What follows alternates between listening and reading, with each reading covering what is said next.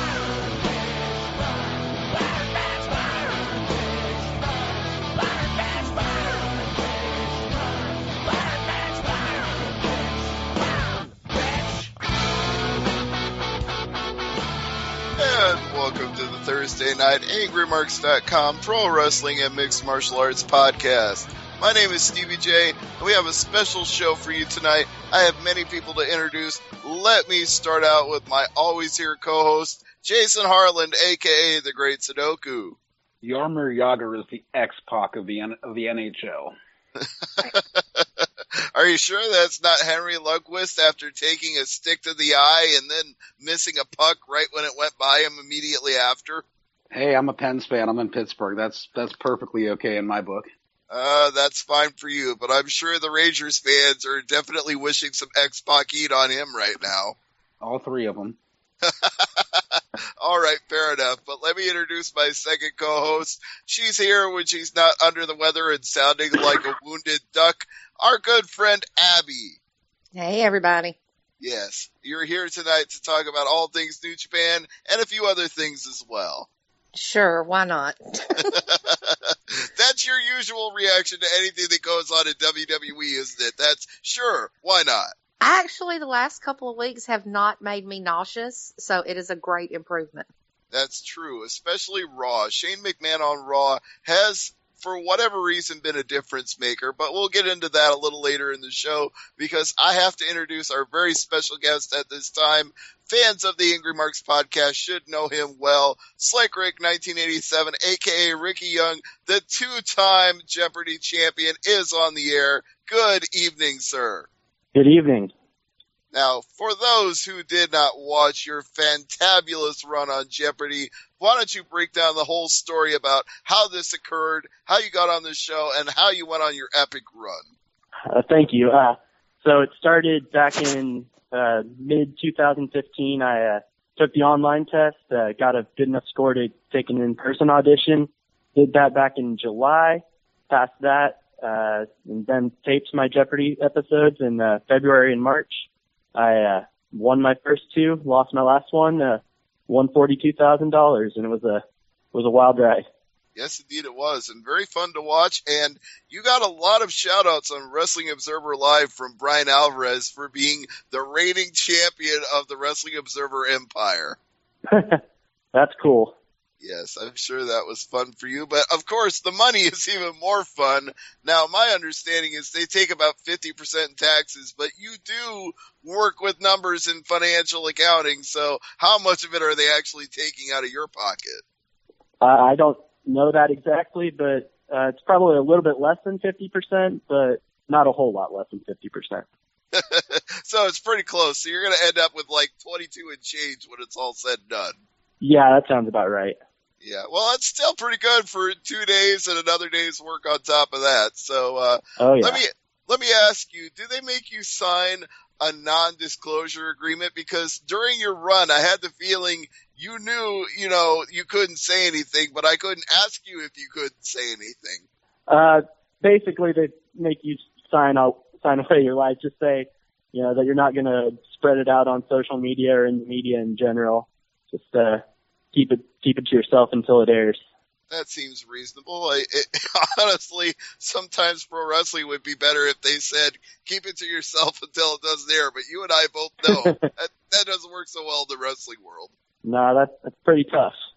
Yeah, especially when, you've got a studio audience in both cases, but the Jeopardy fans, there's no, dirt sheet for Jeopardy where people who were there at the taping go and say, hey, this is what happened. Nope. So now tell me, I noticed that you're friends with several of the people that you competed against on Facebook. Now, did that just happen organically, or did you seek those people out? I kind of sought those people out as soon as the names went back up on the website. Hadn't really done everybody's name, so once those names went up on the website, I started connecting with the people there, and it was nice to talk to them again after we spent that day together back in February. Now, was there any resentment on their parts? Like, you won and you went on to be a 2-time champion and they were runners-up. Was there any hard feelings about that? No. I think we all know that we all played pretty well, and just I was fortunate to be the one who came out the winner and won a couple times, and it was a lot of fun. Other people win, then we all lose at some point. Now, talk a little bit about the process of winning on Jeopardy. What do you do to prepare? Do you pull out the encyclopedia and read it from A to Z? What's the actual prep like? So there's a website I actually go on that has a lot of the Jeopardy boards from back in the past few seasons. Actually, I think they have all 32 seasons listed, but I went back to the past couple seasons and was just going through those boards and seeing what I knew and seeing where I could improve, and just watching the show. That's a big part of it too, because a lot of it is in how the clue is structured rather than the information. So just kind of learning the Jeopardy style kind of helps me in that regard. True. Now, everybody studies when they know that they're going to be on Jeopardy and bones up on a lot of general knowledge and esoteric trivia, but I've heard the real trick is being the first person to ring in on the buzzer. How do you manage that? It's really all a rhythm thing. There's a light that comes on the scoreboard that tells you when you can buzz in, because you have to wait for Alex to read the clue. But I think after the first few clues, I stopped looking at the light, and it just was a rhythm of his voice catching that last syllable and being ready to buzz in when that happened. So basically, by being a longtime watcher, you kind of already had a feel for it going into the show. A little bit, yeah. Cool. Well, I don't want to totally dominate the conversation, so Jason or Abby, if you have any questions for Ricky, go ahead. Well, I have to ask the obligatory Family Guy one. Did you send Alex Trebek back to the fifth dimension with a Keybert Zella answer on the day you lost? No, I didn't, but that would have been interesting. Still trying to win at that point, but yeah, I didn't. Just missed out. Somebody tapping on their microphone over there. I hear a tapping sound. Somebody's mic is tapped out. Was that your only question, Jason, or did you have anything else? That was one on the top of my mind. Yeah, that was the only one that I had. All right, well, then I guess I'll take the wheel again. Ricky, what are your plans with your Jeopardy winnings? What are you going to do now? Probably going to pay off my student loans first, and then also probably get a start on a new car. I've had the same car I've had for 10 years, so I think it might be time for an upgrade, and this will help me get down that path for sure. Oh, it's definitely a down payment, if not the outright payment on a new car. It depends on what car you get, of course. Right. He could get a new Tesla. It might be a little much for a quite. Tesla. Yeah, I think the low-end Tesla is like $35,000 right now, so it's a little bit pricey. Well, I mean, if you plunked all that down, that makes for some really low payments on the rest of it. Sure thing. But then, of course, you got to worry about whether you have a charging station at home and a charging station wherever you drive to. Excuse me. Yeah. That's okay. So now that you've been on and you've had the success on Jeopardy, any thoughts of going on any other popular game shows? I think I would like to do that sometime down the line. I'm locked out for a few months, but might start looking here again in the next year or so. Kind of got the bug, but Jeopardy was the holy grail for me, I think, and it's kind of nice to have achieved that and achieve that lifelong dream. And also, got to make a little bit of money while I was doing it. Well, yeah, exactly. Living the dream is one thing. I mean, any wrestler will say that. It's great to live the dream, but you also want to achieve making a little money while you're doing it. Yeah. So we could say that perhaps Wheel of Fortune is in your future then. Maybe you'll get to hang out with Pat Sajak and Vanna White. Yeah, that one might be fun. I thought about that before from when I was a kid too, so. There was somebody, it may have been a week ago, may have been 2 weeks ago now, who had an epic run on Wheel of Fortune where they were guessing every single clue off of one letter in the puzzle. And at one point, Pat Sajak just turned to the guy and said, "Let a few other people win." Yeah, that's insane. I heard about that. I didn't get to see it, but I did hear about it. I saw the one where he guessed port and starboard off of one letter, and it was just exactly. unreal. I was blown away by that. Like, really? How did you get that? I mean, I know he knew nautical terms going into the show, and he knew there was a nautical theme, but off one letter to get port and starboard was just amazing. Yeah. So, it's very impressive that you went on that run on Jeopardy, and Ricky, I want to commend you for it again. Now, my first thought when you had all that money after the final episode aired was maybe I'd see you at WrestleMania next year. That might be in the cards as well. Yeah. I've been trying to work out how to get to Orlando myself, and as much as I want to go to WrestleMania again next year, the one thing I have against it is that it's in Orlando, which is like, to me, the worst city imaginable. Yeah, I haven't been in a few years, but I've liked it, but I think I was only doing the theme park thing, so I don't know the rest of Orlando, so to speak. But I've heard some horror stories from one Mr. Alvarez about his Orlando experience. Well, he's not exaggerating, because I was the same year that he was there, I was there for WrestleMania. That city is impossible to navigate in. There's too many diagonally crossing streets. There's too many one-way streets. There's too many dead ends. You can't get around in Orlando for shit. Even if nowadays we all have mobile phones with GPS and MapQuest, but even back then, if you had like TomTom in your car, it still didn't help. It was just terrible. Yeah. So hopefully they've improved the roads a little bit between now and then, but I'm not counting on it. So let me just say again, congratulations, Ricky. I'm so glad you got on Jeopardy and you won on Jeopardy. That's why I said we got to re-record the Weird Al song now and make it about you winning instead of losing. You won on Jeopardy, baby. Right. Hey, Stevie, did you hear which professional wrestler was also watching Jeopardy Tuesday night? Right now, if I had to guess, I'd say Scott Steiner, but I'm probably wrong about that. Balls Mahoney was watching Jeopardy Tuesday night. So it's a little bit of a weird feeling. Yeah, that's extremely weird. No pun intended, because wasn't that the point at which he had his sudden demise? I mean, was it in the middle of watching that show?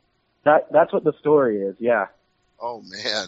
So I mean, as long as we're segueing to that, a morbid segue, if anything, but. I mean, Sorry. What are your thoughts? No, it's all right. I mean, we were going to talk about it on this episode anyway. So, what are your thoughts on his passing? I mean, it's always sad when a 44-year-old passes away. It's too common in this industry. Yeah, and a little unnerving for me since I'm only a few years away from being the same age as him. So, obviously, I've never taken chair shots to the head, nor have I ever given anybody a chair shot to the head. But at the same time, thinking about somebody dying in their mid-40s, it's just, it sends a shiver down my spine like, man, I'm too close to that. It's a little too personal. Yeah. Now, I know Jason definitely has some thoughts on this because he is Jason in Pittsburgh, the man who was there at a whole bunch of ECW shows during the heyday of ECW. So, Jason, why don't I give you the floor to talk about this? Sure, and yeah, what really strikes me here, there's a tie-in with FMW too. Balls Mahoney was over in FMW around the time of their 10th anniversary show, and how over he was in FMW was just amazing. Him and Raven are two guys from ECW that just could do no wrong in the Japanese fans' eyes.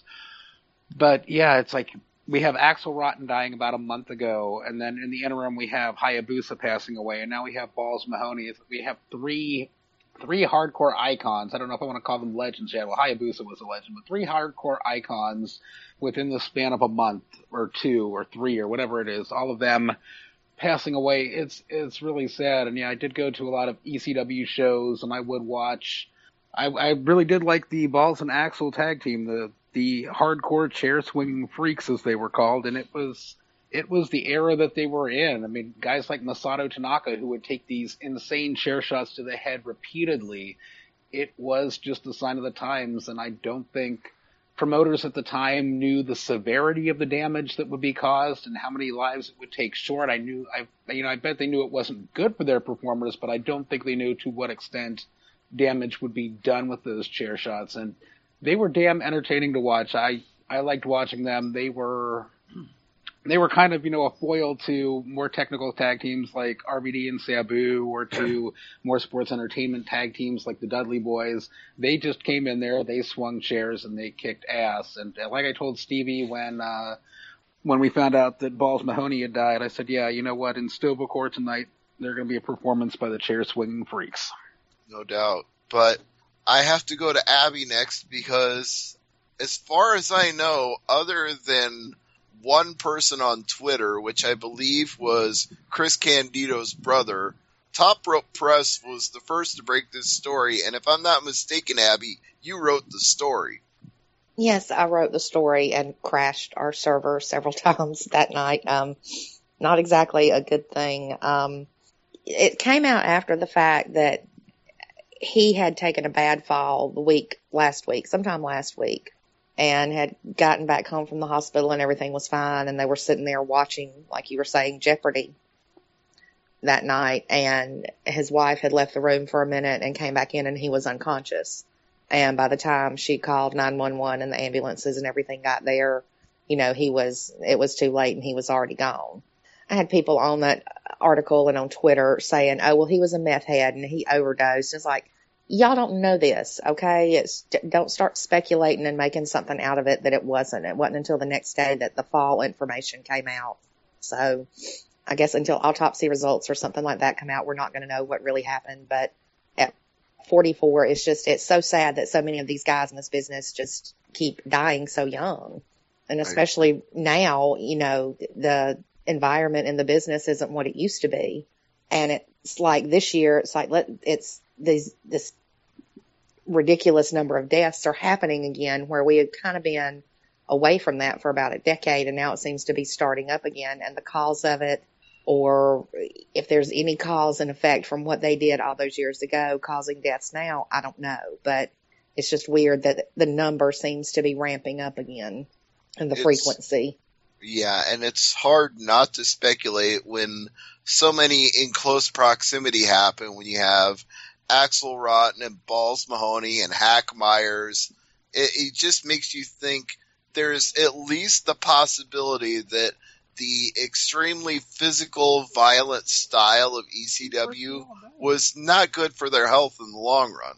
No, and plus with all the concussion issues, we're reading more and more about the Concussion Institute and all of these former wrestlers donating their brains after their deaths, because they're going in for these tests and finding out, hey, we've got some problems right now.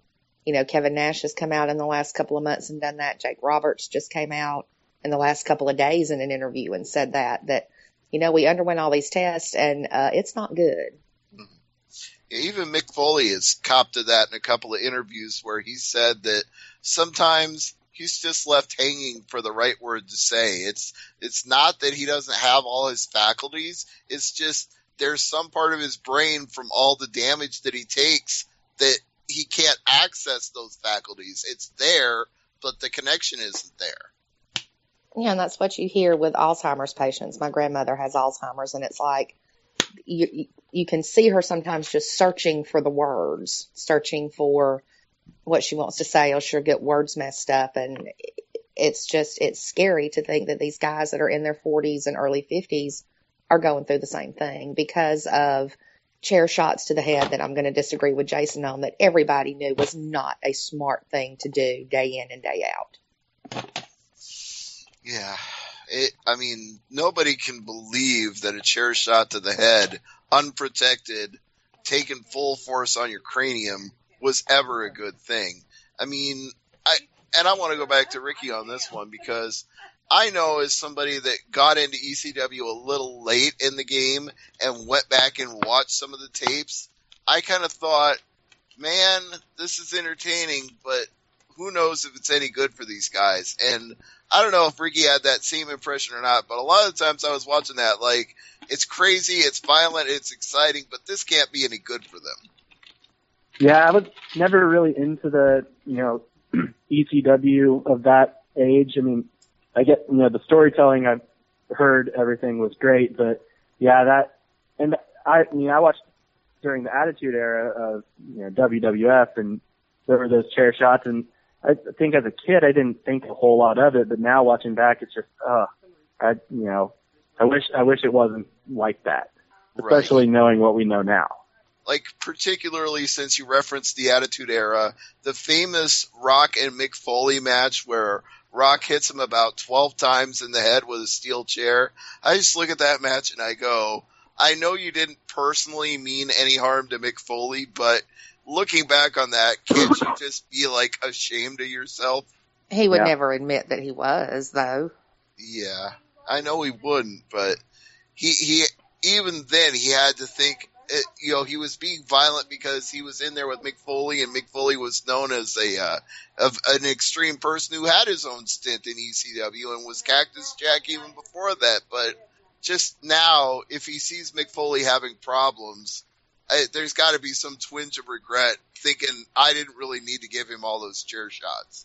You would hope there's more than a twinge. Yeah, you would hope that if Mick Foley had any lifelong debilitating consequences in the next 5-10 years, that maybe The Rock would be there to help with his medical bills. Seeing how he's got more money than Rick won on Jeopardy. He's got lots of money in the bank from Hollywood. A little bit. Yeah, he could help Mick Foley out a little bit if he needed to. But in terms of Mick's career, that's just one match, and Mick took bumps like that throughout his career, and we're just talking about one match with The Rock. So, I guess there's a lot of people that should be pitching in for Mick Foley's medical bills. That's true.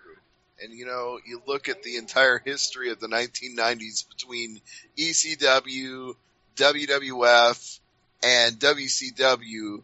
You can't not think that a lot of those guys were taking Chris Benoit, I hate to bring his name up, but perfect example of what we're talking about right now is if you watch on WWE Network, if you watch episodes of Nitro from the 1990s and you see the intensely physical way that Chris Benoit wrestled in those days, you can't not think, damn, that guy was taking way too many sick bumps on his head that were going to lead to problems later on. I personally think that diving headbutt should be banned. I mean, Brian did it. He's out. Guys in New Japan do it. Of course, maybe Hamna has a head like a rock. I don't know.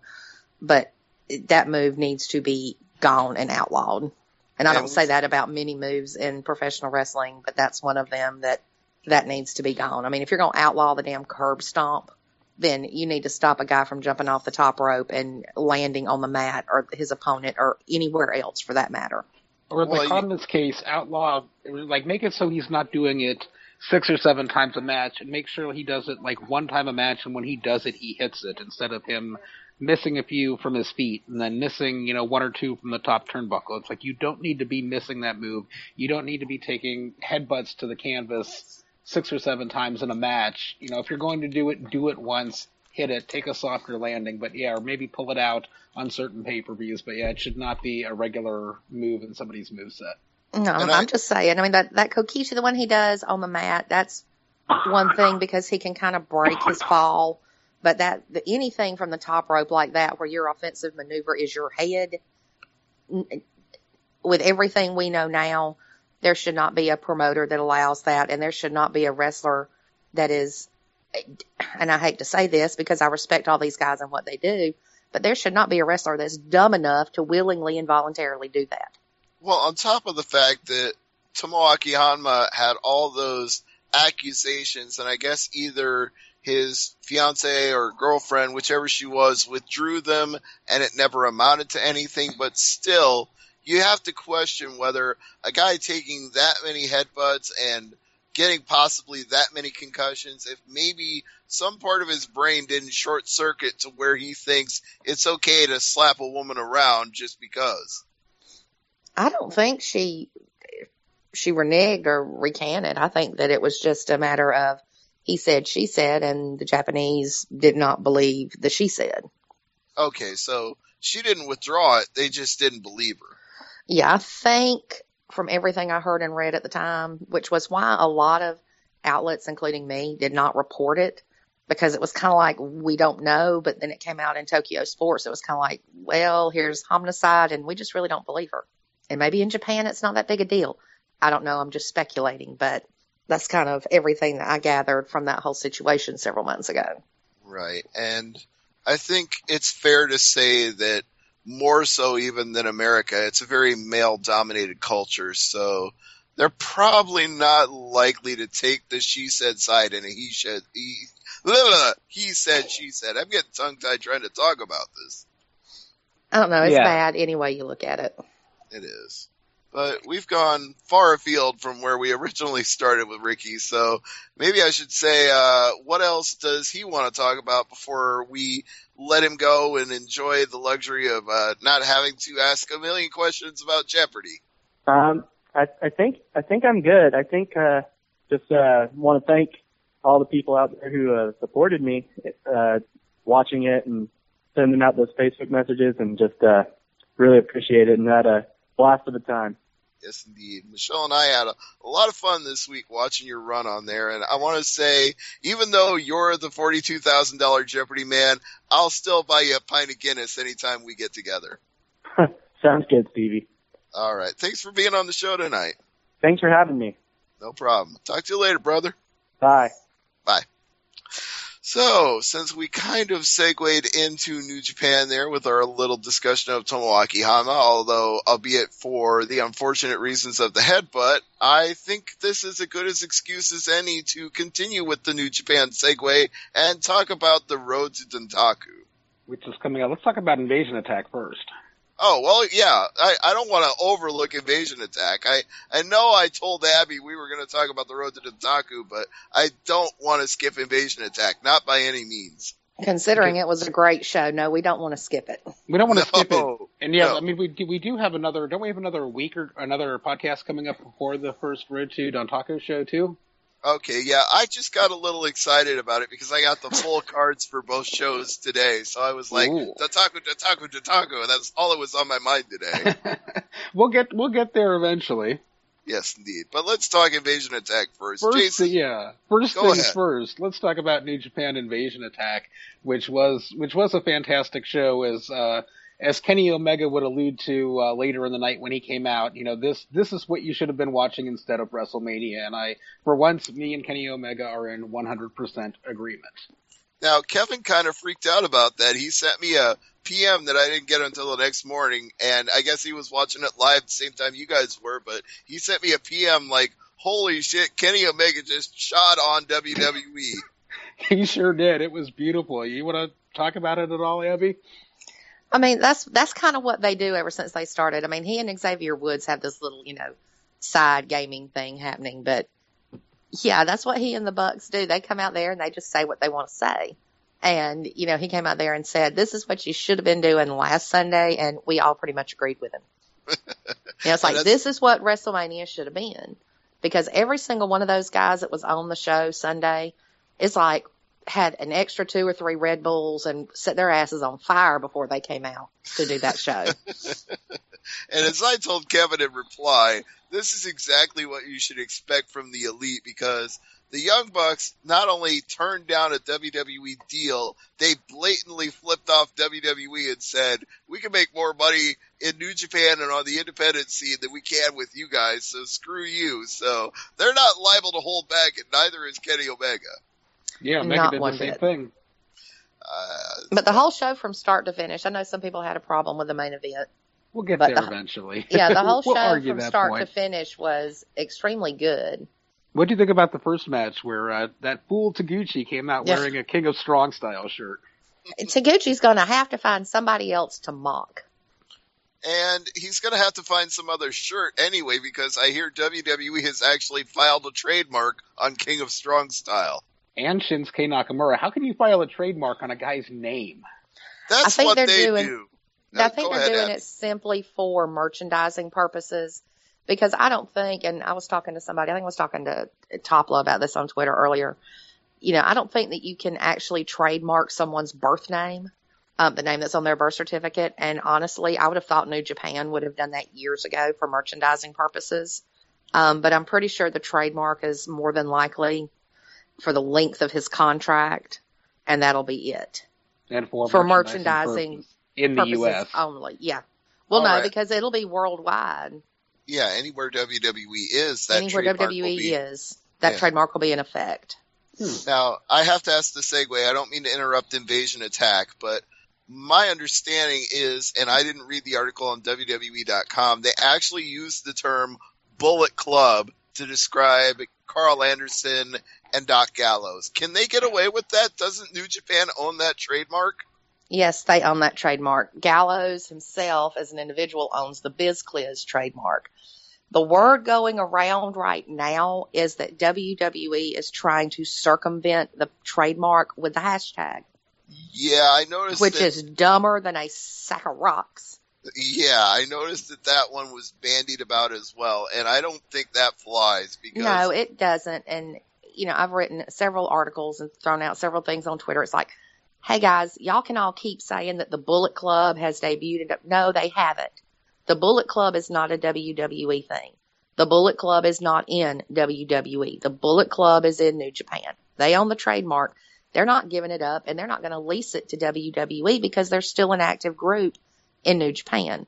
They're not going to be bought out of it because that makes them a shit ton of money. So WWE is treading a very, very fine line. Because with the loss of Nakamura and Gallows and Anderson and Ibushi and I'm missing somebody. Who did I miss? Nakamura? Styles, AJ, yes. And his flippy ass hair. That David Finlay, for some reason, is taking over the flippy ass hair in New Japan. They're going to watch WWE now if they're smart, and Bushiroad will go after them for any kind of breach. If they're smart. The argument that would have actually flown with me is if they said that the words bullet and club are common parlance in the English language, and you can't own a trademark on commonly used words. Just like when Donald Trump tried to trademark "you're fired," they basically told him, you can't own that. Those are two common words. You can't own that. Well, they're two common words that are often strung together from an employer saying you're fired, where bullet and club are two words that you don't normally string back to back. Right. That's where the argument would possibly fail. But I would have more respect for them if they tried that than simply using a hashtag. There's also one place that they can get away with it, and that's when the fans were chanting it, as they did on Monday Night Raw when Anderson and Gallows showed up. Well, you can't control what the fans do, as I can attest to from being at NXT TakeOver when they chanted, fuck PG. You can't tell fans what to do. Yeah, no, but the thing is with that, if they continually show that over and over without altering the video, they can. That's true. If they show the video unedited and kind of endorse this fan chant, then New Japan can take them to task for violating the trademark. But it's just all a matter of what New Japan does. If I was running Bushiroad and lost that group of talent and they were showing up in WWE, any kind of bullshit that WWE pulled, oh, hell yeah, I'd be taking their asses to court. It's like, I don't care who you think you are. I'm the second biggest wrestling company in the world, and I ain't afraid to take your ass on. Here's a piece of paper that says I own this. Try using it one more time. And let's go one step further as long as we're going down this rabbit hole. They own the trademark on Balor Club. Why do they even need to reference Bullet Club when they got a ready-made substitute for it? Because that's the dumbest ready-made substitute I've ever heard of in my life. Not only that, but they'd also have to call up Finn Balor in order to use it. Which they're not prepared to do. Balor is not on your main roster right now. I feel like his call-up is inevitable and at any time, much like they kept flying in Gallows and Anderson for every single show and not using them. We knew sooner or later it was going to happen. I feel the same way about Balor right now. Well, then Balor's going to be pulling double duty since he is pretty much booked through the end of the year on NXT shows. It would be the first time. They had Charlotte pulling double duty for a while, too. Yeah, but not for that long. Not for that long. You're right. Okay. You know, and not as being one of the faces of both brands. I agree. And I've taken this far enough afield from Invasion Attack that I apologize now, and I want to shift us back to the show. All right, let's get back. We were talking about the Bullet Club, and we did have the Bullet Club in the first match. We had the Sleaze, Yujiro Takahashi, and Bad Luck Fale taking on the NXT hippie, Juice Robinson, and Ryosuke Taguchi. That match, that was how Fale needs to be in his matches. Just go out there, smash them, sit on them, toss them around, win, and go home.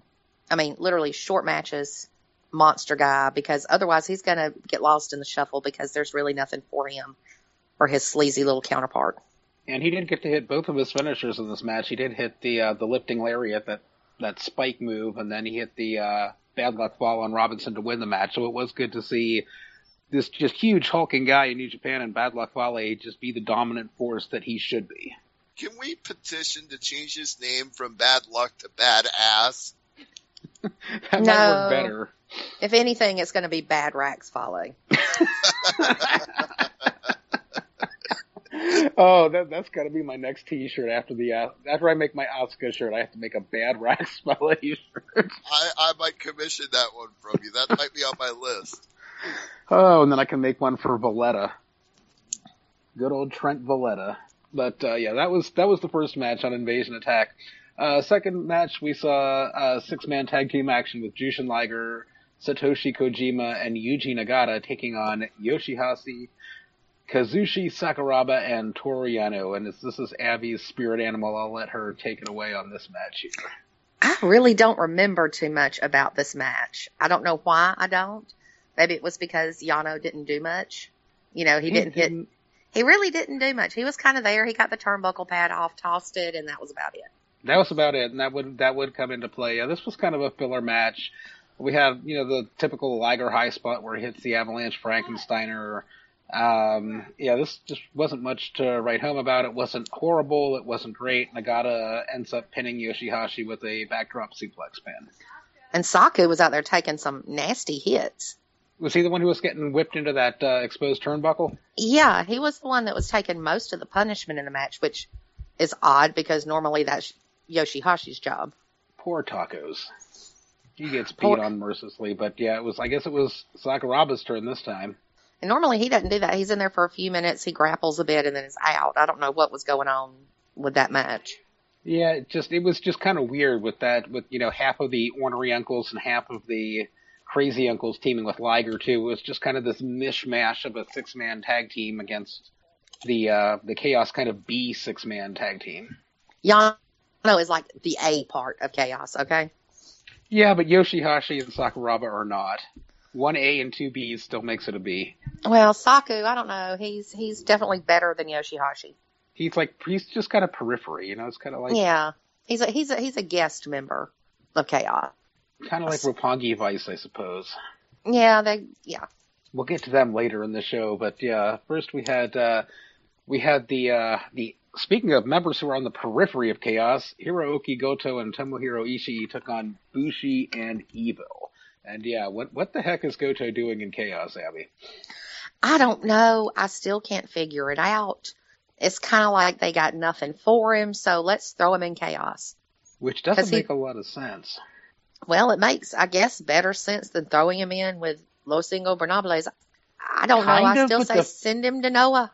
Yeah, that's what I would say. The one thing to notice about this match, if you go back and watch this on demand on New Japan World, every time Hirooki Goto gets into the ring, the fans booed him mercilessly. They don't like him.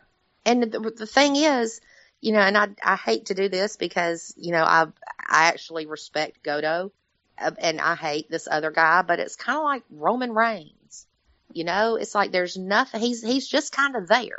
There's nothing nothing. There's no story to get invested in. There's no character to get invested in. There's nothing for the fans to latch onto and care about with this guy because he's just kind of there. You know, New Japan has given us nothing to really care about, so we don't like him. Well, some people like him way too much, you know, but it's kind of like he's like a square peg in a round hole, and it's not working.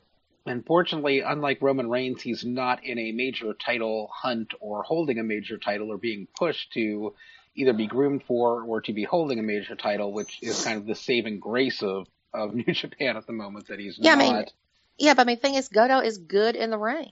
He has moments with certain wrestlers, like I think this thing they've set up with him and Evil, despite the crushed velvet and, you know, questionable other attire, it will be a good program because they're both evenly matched. Their styles are similar. You know, I think it'll be good. But he is really good in the ring, but he's just kind of meh. He just can never bring it to that next level, and he kind of proved that in his last program with Kazuchika Okada for the IWGP title, where he came out looking like Jinsei Shinzaki's Hakushi character, and he had all this pomp and circumstance behind him, and he just didn't raise his game to that next level. And yeah, maybe a fresh start in Noah with some guys who work a faster style might be something for him. The match itself was won by Ishii pinning Bushi following a diving lariat after an Ushigoroshi from Goto. But yeah, the real story, as Abby kind of alluded to earlier, was Evil and Goto brawling after the match, and they had to be broken up by the Young Lions at ringside as they were just trying to tear into one another. And it was a really good pull apart too.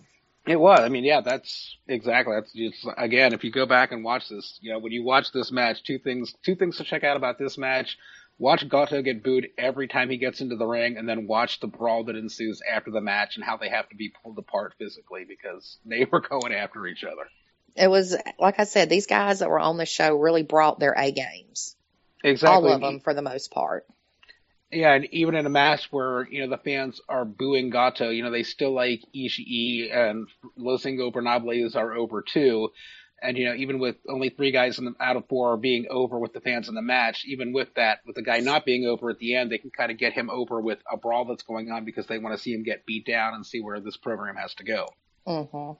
So that was kind of the saving grace, was that brawl after the match. It was kind of like, okay, so Goto wasn't a complete waste. We're going to have a brawl after the match. Let's see what goes on with him and Evil on the road to Dontaku. Yeah, now let's just hope he gets completely destroyed. Hopefully. Well, I mean, if they do that, then maybe there's a chance of repackaging him or taking him off for a while and bringing him back with actually something to do.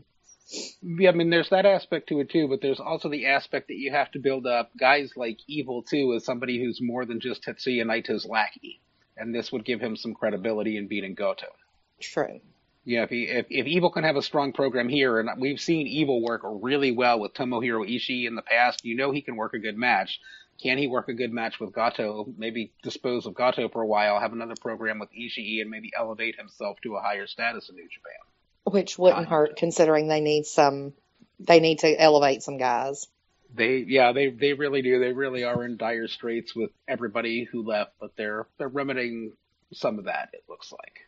Which is a good way to segue into our next match, which was for the IWGP Junior Heavyweight Tag Team titles. We had Matt Sydal and Ricochet, the champions, taking on Rocky Romero and Trent Beretta, as his real name is, Roppongi Vice. Anything you want to say about this match, Abby? I am so glad Roppongi Vice won. Spoiler alert. Amen. I'm so glad. I was expecting him to win going in because of all of those rumors going around about Ricochet that he shot down after the fact. But yeah, in fact, apparently Lucha Underground offered him a deal for more money than NXT will pay him. More money than NXT is paying anybody except guys named like Nakamura and Balor and Joe. From what I hear, yeah. Yeah. From what he makes from Lucha and the Indies in New Japan, yeah, he's pretty comfortable, and I don't blame him for not wanting to go in and take a pay cut for an unknown future. Mm-hmm. The match itself was great. I love the match. I am so glad Rocky and Trent won. So that's all I've got to say about that match. This is another one where I really encourage anybody who's got New Japan World, or if you're on the fence about getting New Japan World, go and get it for this match, for the simple reason this is one of the very few IWGP Junior Tag Team title matches that has been one tag team versus another. Usually there are clusterfucks with 3 tag teams or 4 tag teams or 5 tag teams or some kind of stipulation like that, but this was just one-on-one. This was just a straight-up tag team match, some great action, and the right team came out winning. It's about time the belts were back on Roppongi Vice. And if you want to go watch shitty tag team wrestling instead of this, then go watch the tournament on Raw and SmackDown. There's some decent teams in that, though. You know, anytime I get to see Enzo and Cass, I'm pretty much happy. Yeah, well, I'm happy about that. Not even necessarily I like them as wrestlers, but I just like Enzo Amore coming out and cutting promos on people. Yes. Especially the Dudley boys. It's worked well, but we'll touch on that Fall a bit later. back like your headline and have 2 more thoughts than you had all day. Devin. No, the reason I'm here is because my mom and dad got it on How You Doing. You know, that was pretty much the best part of that one on Monday. Oh, yeah. That made my night watching Raw. Yeah, there were some good things on Raw. We'll talk about that after the New Japan stuff, because we have a little bit more to go in Invasion Attack. And yeah, speaking of infusion of new blood, we got to see Will Ospreay debut against Kushida for the IWGP Junior Heavyweight Tag Team Championship. Ospreay. Go watch this match. Go watch this match. God, go watch this match. Please go watch this match. This match was fantastic, and the way that Ospreay was selling his arm injury was nothing short of, forgive the pun, phenomenal. I mean, he was selling the arm injury to such an extent, he does a handspring rebound off the ropes. He was doing this handspring rebound off the ropes with no hands because he was selling this arm injury. That is what kind of a worker Will Ospreay is. Yeah, and the thing is with him, am I the only selling one has never been one of his strong suits. What's that? Selling has never been one of Will's strong suits. I'm so to losing see everybody. him, I can't hear anybody right now. We can hear you, Stevie. yeah, We hear you just fine, bud. Hello? Yeah, we're here. Well, he can't hear us, but we can hear him. Hello? where's Kevin? Yeah, where are you, Kev? I'm here and I can hear him too. Okay. Can anybody hear me? Everybody can hear you. Because I can't hear anybody. Stevie We can J has hear you. gone deaf. This match was so awesome. It is deafened Stevie Kevin, if J you can a hear week me, later. you might need to hang up and patch me back in because I can't hear shit. Yeah, this Kushida Will Ospreay match was so good it caused Stevie J to lose his hearing. It was, the handspring off the ropes. It was like he tried it twice. It's like, this ain't gonna work. Let's just try it with no hands. Which was amazing because, yeah, how do you do a handspring off the ropes with no hands? And Will all of us Ospreay are- figured out a way to do it. All of us on Twitter were like, "What do you call that?" It was a Fucking amazing. no is hands what you call handspring. Larioto asked, "What the hell do you call that?" And I said, "Fucking amazing is what you call that." I also like how Ospreay went for the Rainmaker too. He didn't hit it because he had ducked it and he locked him in the hoverboard lock. But it was cool that Ospreay went for the Rainmaker lariat. Yeah, and he's been hitting that Rainmaker pose ever since they announced him in Chaos. So that's been a nice tie-in at other shows with him. Kind of wearing that as a badge of honor. And one really nice thing with this was his tribute to Chris Travis coming out with the tights nice and, too. Dedicating the match to him. That was a real classy move on Will's part. There was that sequence that really got me where Ospreay hits a standing shooting star press and then a Phoenix splash from the top turnbuckle on Kushida, who somehow manages to kick out of all of that at 2. It's just, Ospreay impresses me a lot. It was a shame he didn't win the title, but this was one hell of a match, and I hope this program continues because I would like to see that IWGP Junior Heavyweight title around his waist at some point. I fully expect him to either win Best of the Super Juniors or the Super J Cup this year. Well, they're one and the same, are they not? No, they're 2 separate things this year, I think. Oh, my goodness. So we're going to have to go through... I think one's in October and one's in June. Okay, yeah, I guess... I think those are the dates I saw today. Or one's in August and one's in June. Boy, that's going to be a lot of cruiserweight action to keep up with.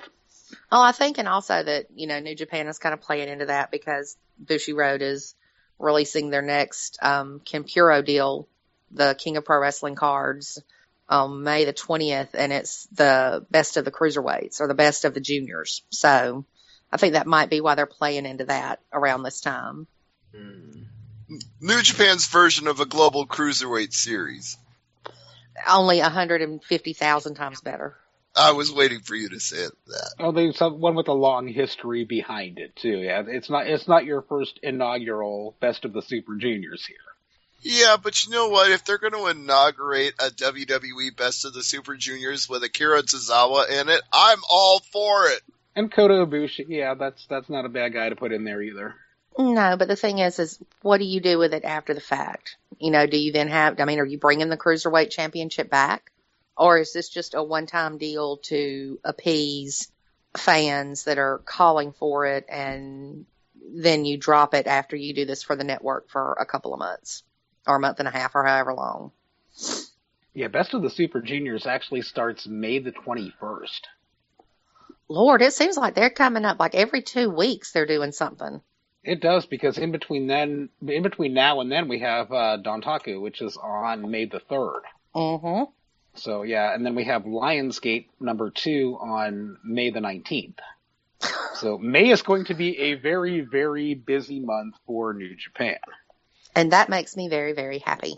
Yeah, it's always, even we have to wake up at, this last one, the Invasion Attack was 3 in the morning? I never went to sleep, so it wasn't a problem for me.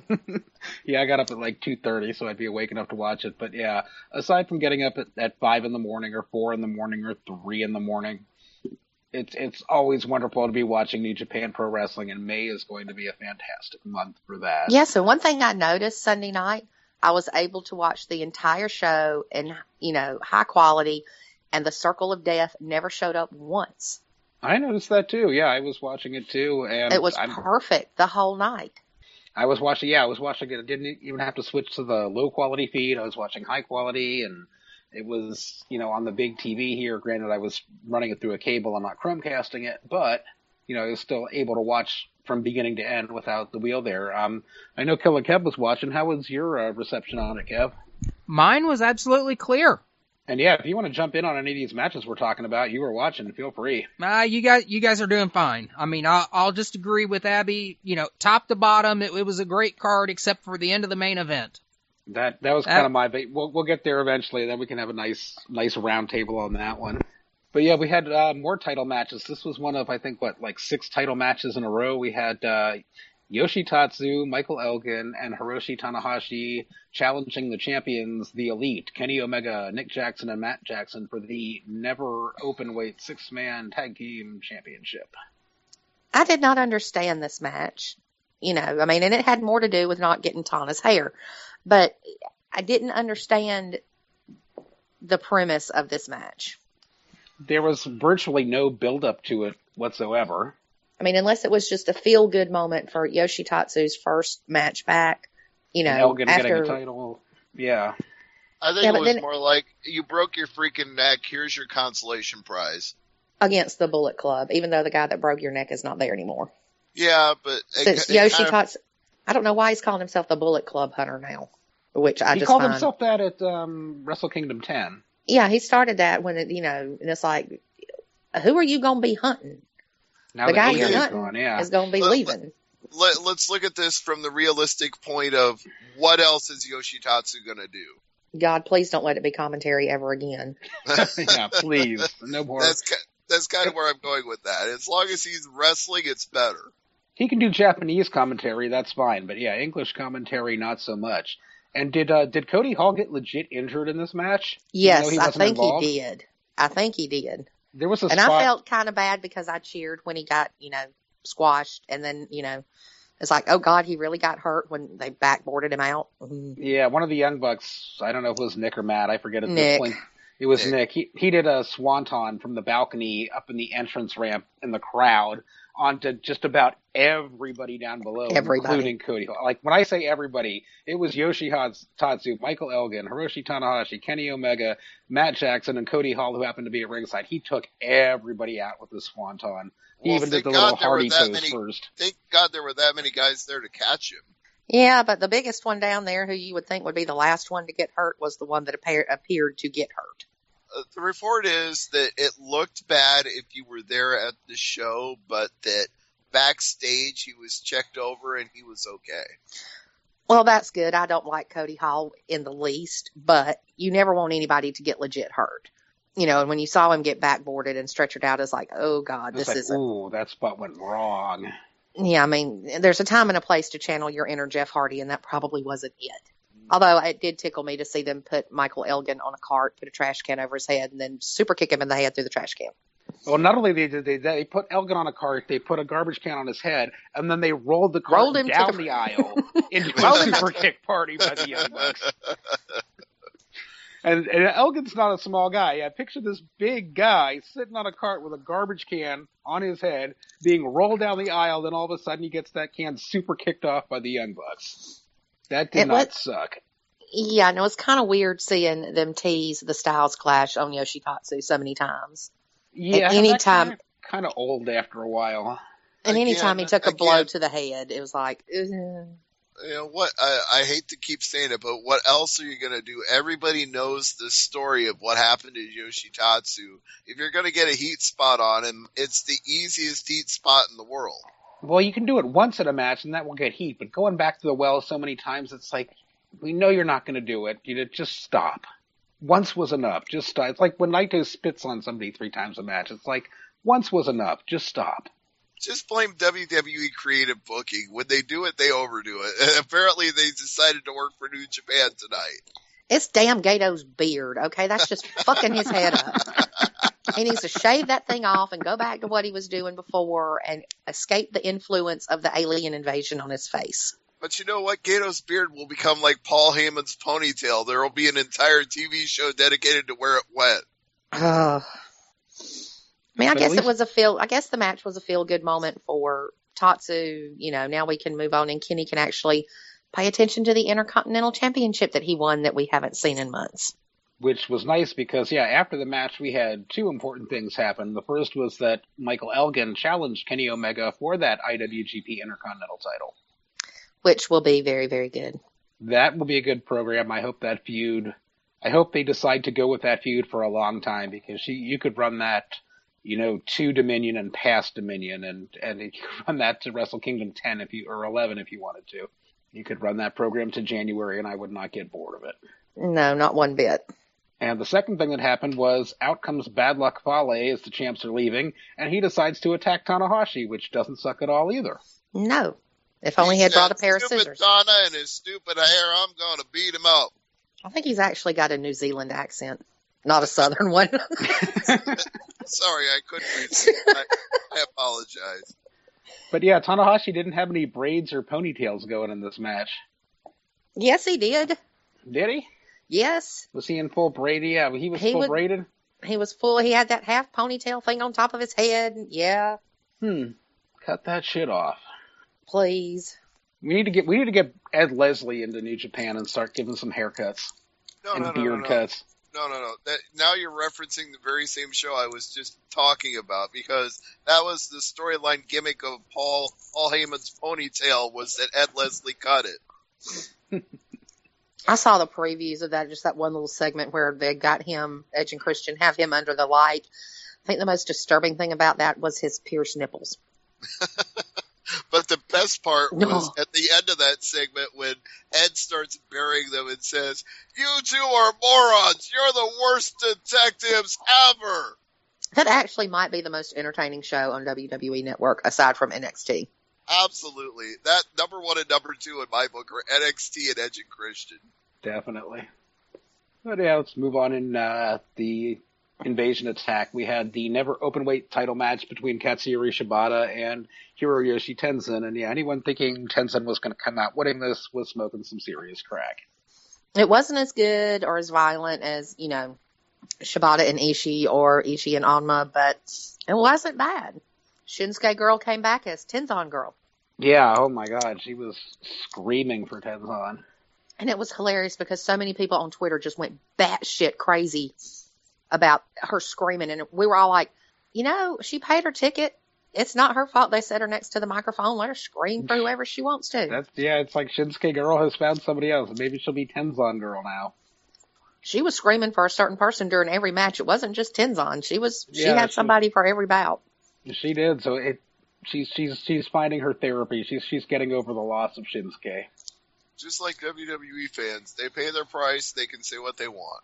But the thing was, it was the men, and not to throw y'all in with this group, but it was the male fans on Twitter Sunday morning that were like, shut this little bitch up. And it's like, all the women kind of gathered around and was like, hey, don't even go there. Y'all act like this too, and let her scream and holler for whoever she wants to. Amen. And if we were there, we'd be doing it too. Maybe. I wouldn't be screaming for Tenzan, but, probably each their own. No. I don't think you'd be screaming for either of the ornery uncles or the crazy I'd be screaming uncles. for Nakanishi. Nakanishi, huh? There's something about Nakanishi. I don't know what it is. I like him better than Nagata.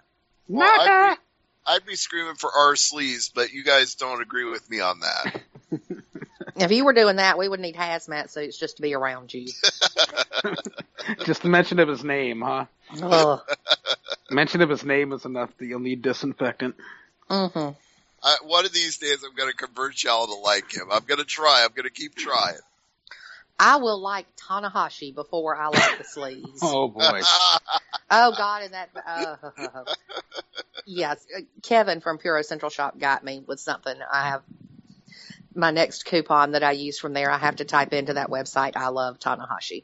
It's not funny because so far I've resisted putting in an order because I cannot bring myself to do that. And I can't copy and paste it either because there's some little quirk where I can't do that. I have to physically type out, I love Tanahashi. But that just so thank you, Kevin. I appreciate that. You're not getting an order from me for a while. Until you get my Yano shirt in.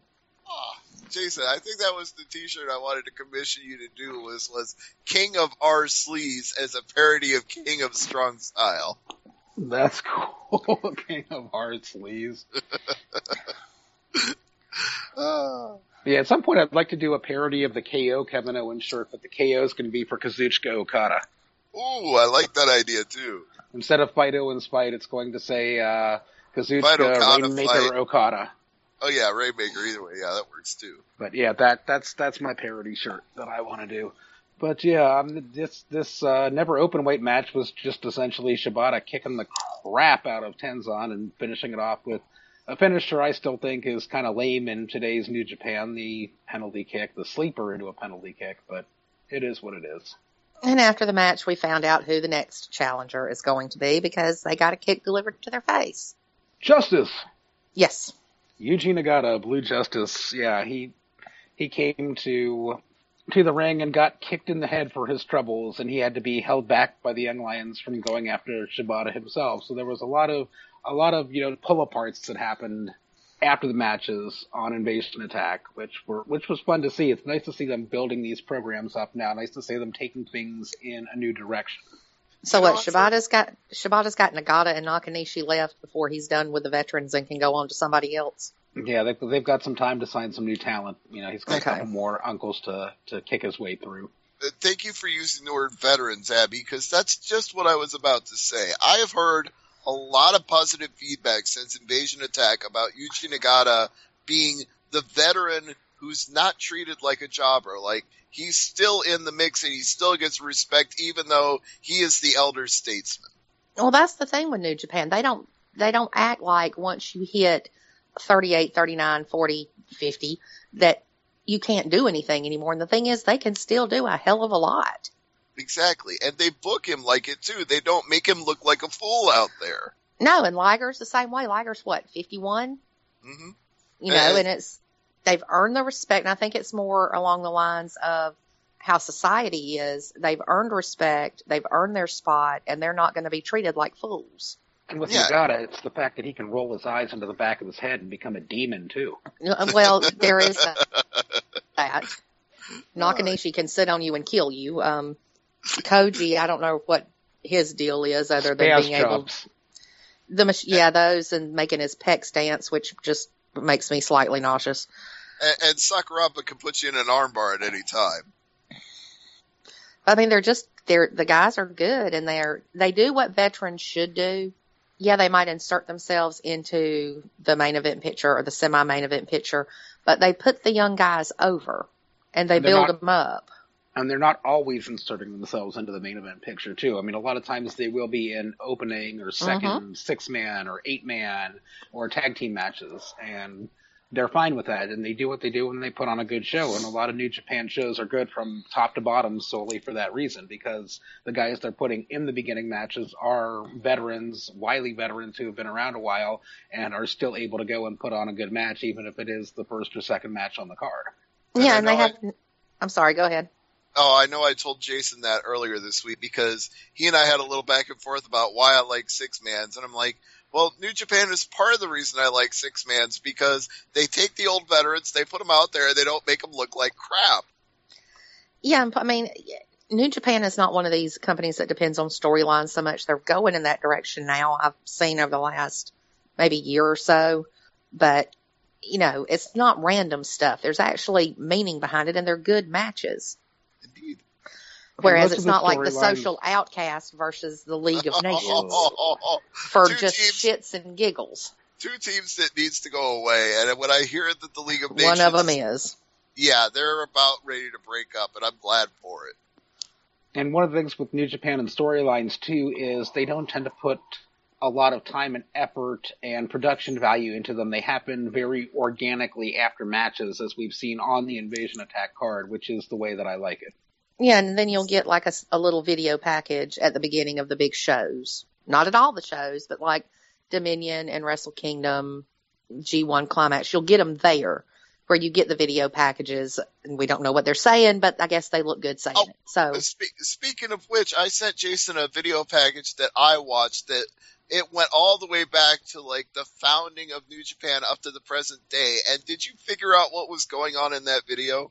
No, I didn't. I remember you sent that to me, and I never got around to watching that when I got home, but I'll have to check that out. I was just blown away watching it as they went all the way back to Antonio Inoki, and I was thinking, this is great, I love this, but I have no idea what the point is. Yeah, who was at the very end of it? Oh, I'm trying to even remember now, because I sent this to him like a week ago. This was like on Monday. Yeah, it was right after Invasion Attack that I watched this video and sent it to him, and I'm trying to remember now, but I know it started with Inoki. Well, most things start with Inoki, so. It's true. That's not really saying much, is it? Well, no, but I mean, at least they respect their history, unlike other promotions. So. Yeah, again, we're just gushing about New Japan right now, me in particular, but man, I wish they would do that. Like, they would come out and start a video package before WWE pay-per-view with, like, Buddy Rogers and Gorgeous George and the champions from, the Bruno Sammartino era. Why can't they do that once in a while? That would be cool.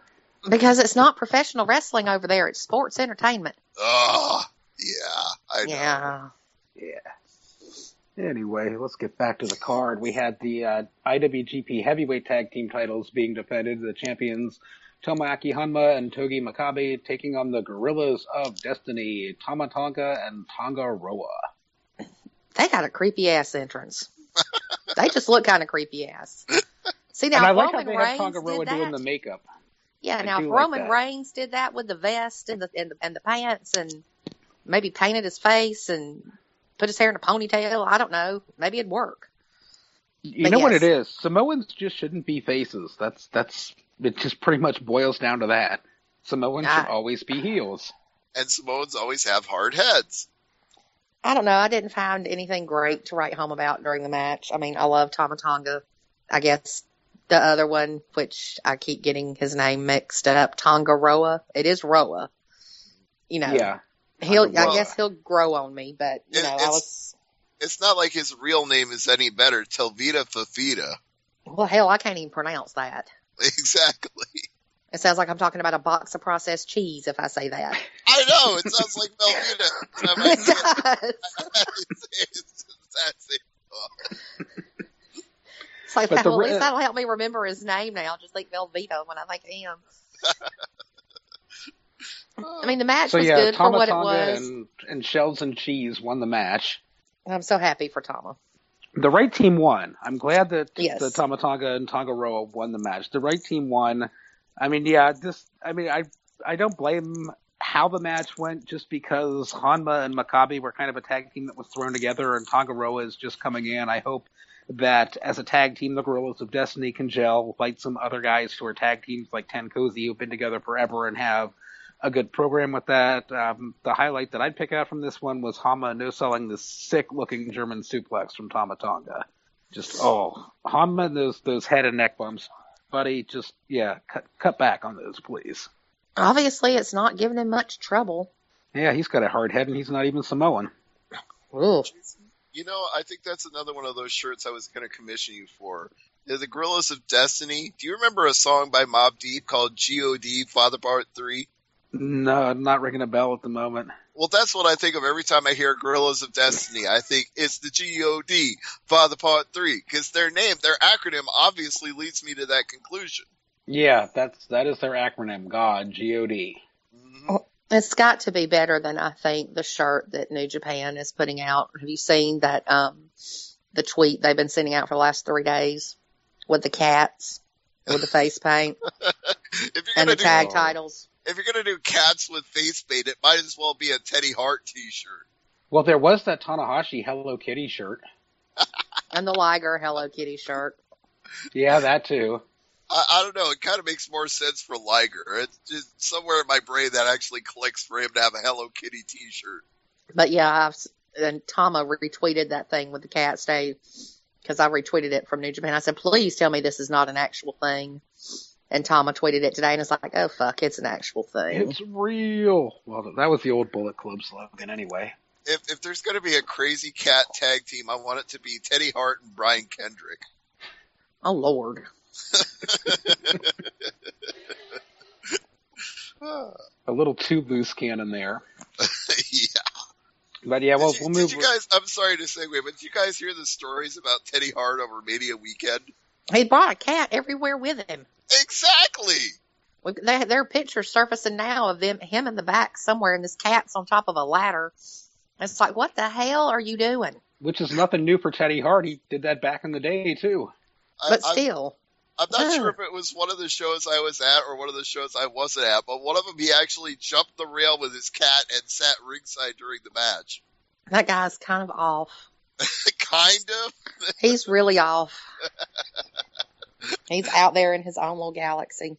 I almost had far, an interview far with away. him once. I almost had an interview with Teddy Hart, but he's so far off he never committed to it. Yeah, maybe he'll get around to it tomorrow. Hey, you still want to do that interview? Ask for an interview with a cat. You know what? That'd be a better That segment. might guarantee that he would come on. That would get me the interview. You're right. I want to talk to your cat. I need to know how the cat feels about being on top of that ladder. If the cat plans to have a ladder match in the future. What title is the cat going to challenge for? You know, these are questions that we need to know the answers to. I swear to God, I'm not making this up, but I've read that he's trained the cat to do moves. That surprises me not at all. Not, the cat knows how to take a bump. Stick the cat in there with Eva Marie. The cat would win. I would be in favor of that. If the cat pins Eva Marie, I'd be a happy man. That's three-way with the cat and Charmel and Jenna Morosco. There are pictures floating around on the internet right now of Eva Marie as the NXT Women's Champion, and it just reviles me every time I see it. I thought that was the one that came out today with the old WWE Women's Championship. Oh, with the butterfly belt? Yeah, I've seen that one too. No, didn't WWE do something today with the stars of today posing with the belts of yesterday? Well, that might be where the current Eva Marie image comes from, but there have been several Photoshops as well. God, they don't need to do that. No. No, they don't. No. You're right. Somebody put up on, I think it was Cage Side Seats Day that put up on Twitter, here's the future. I said, yeah, I think you misspelled future endeavored.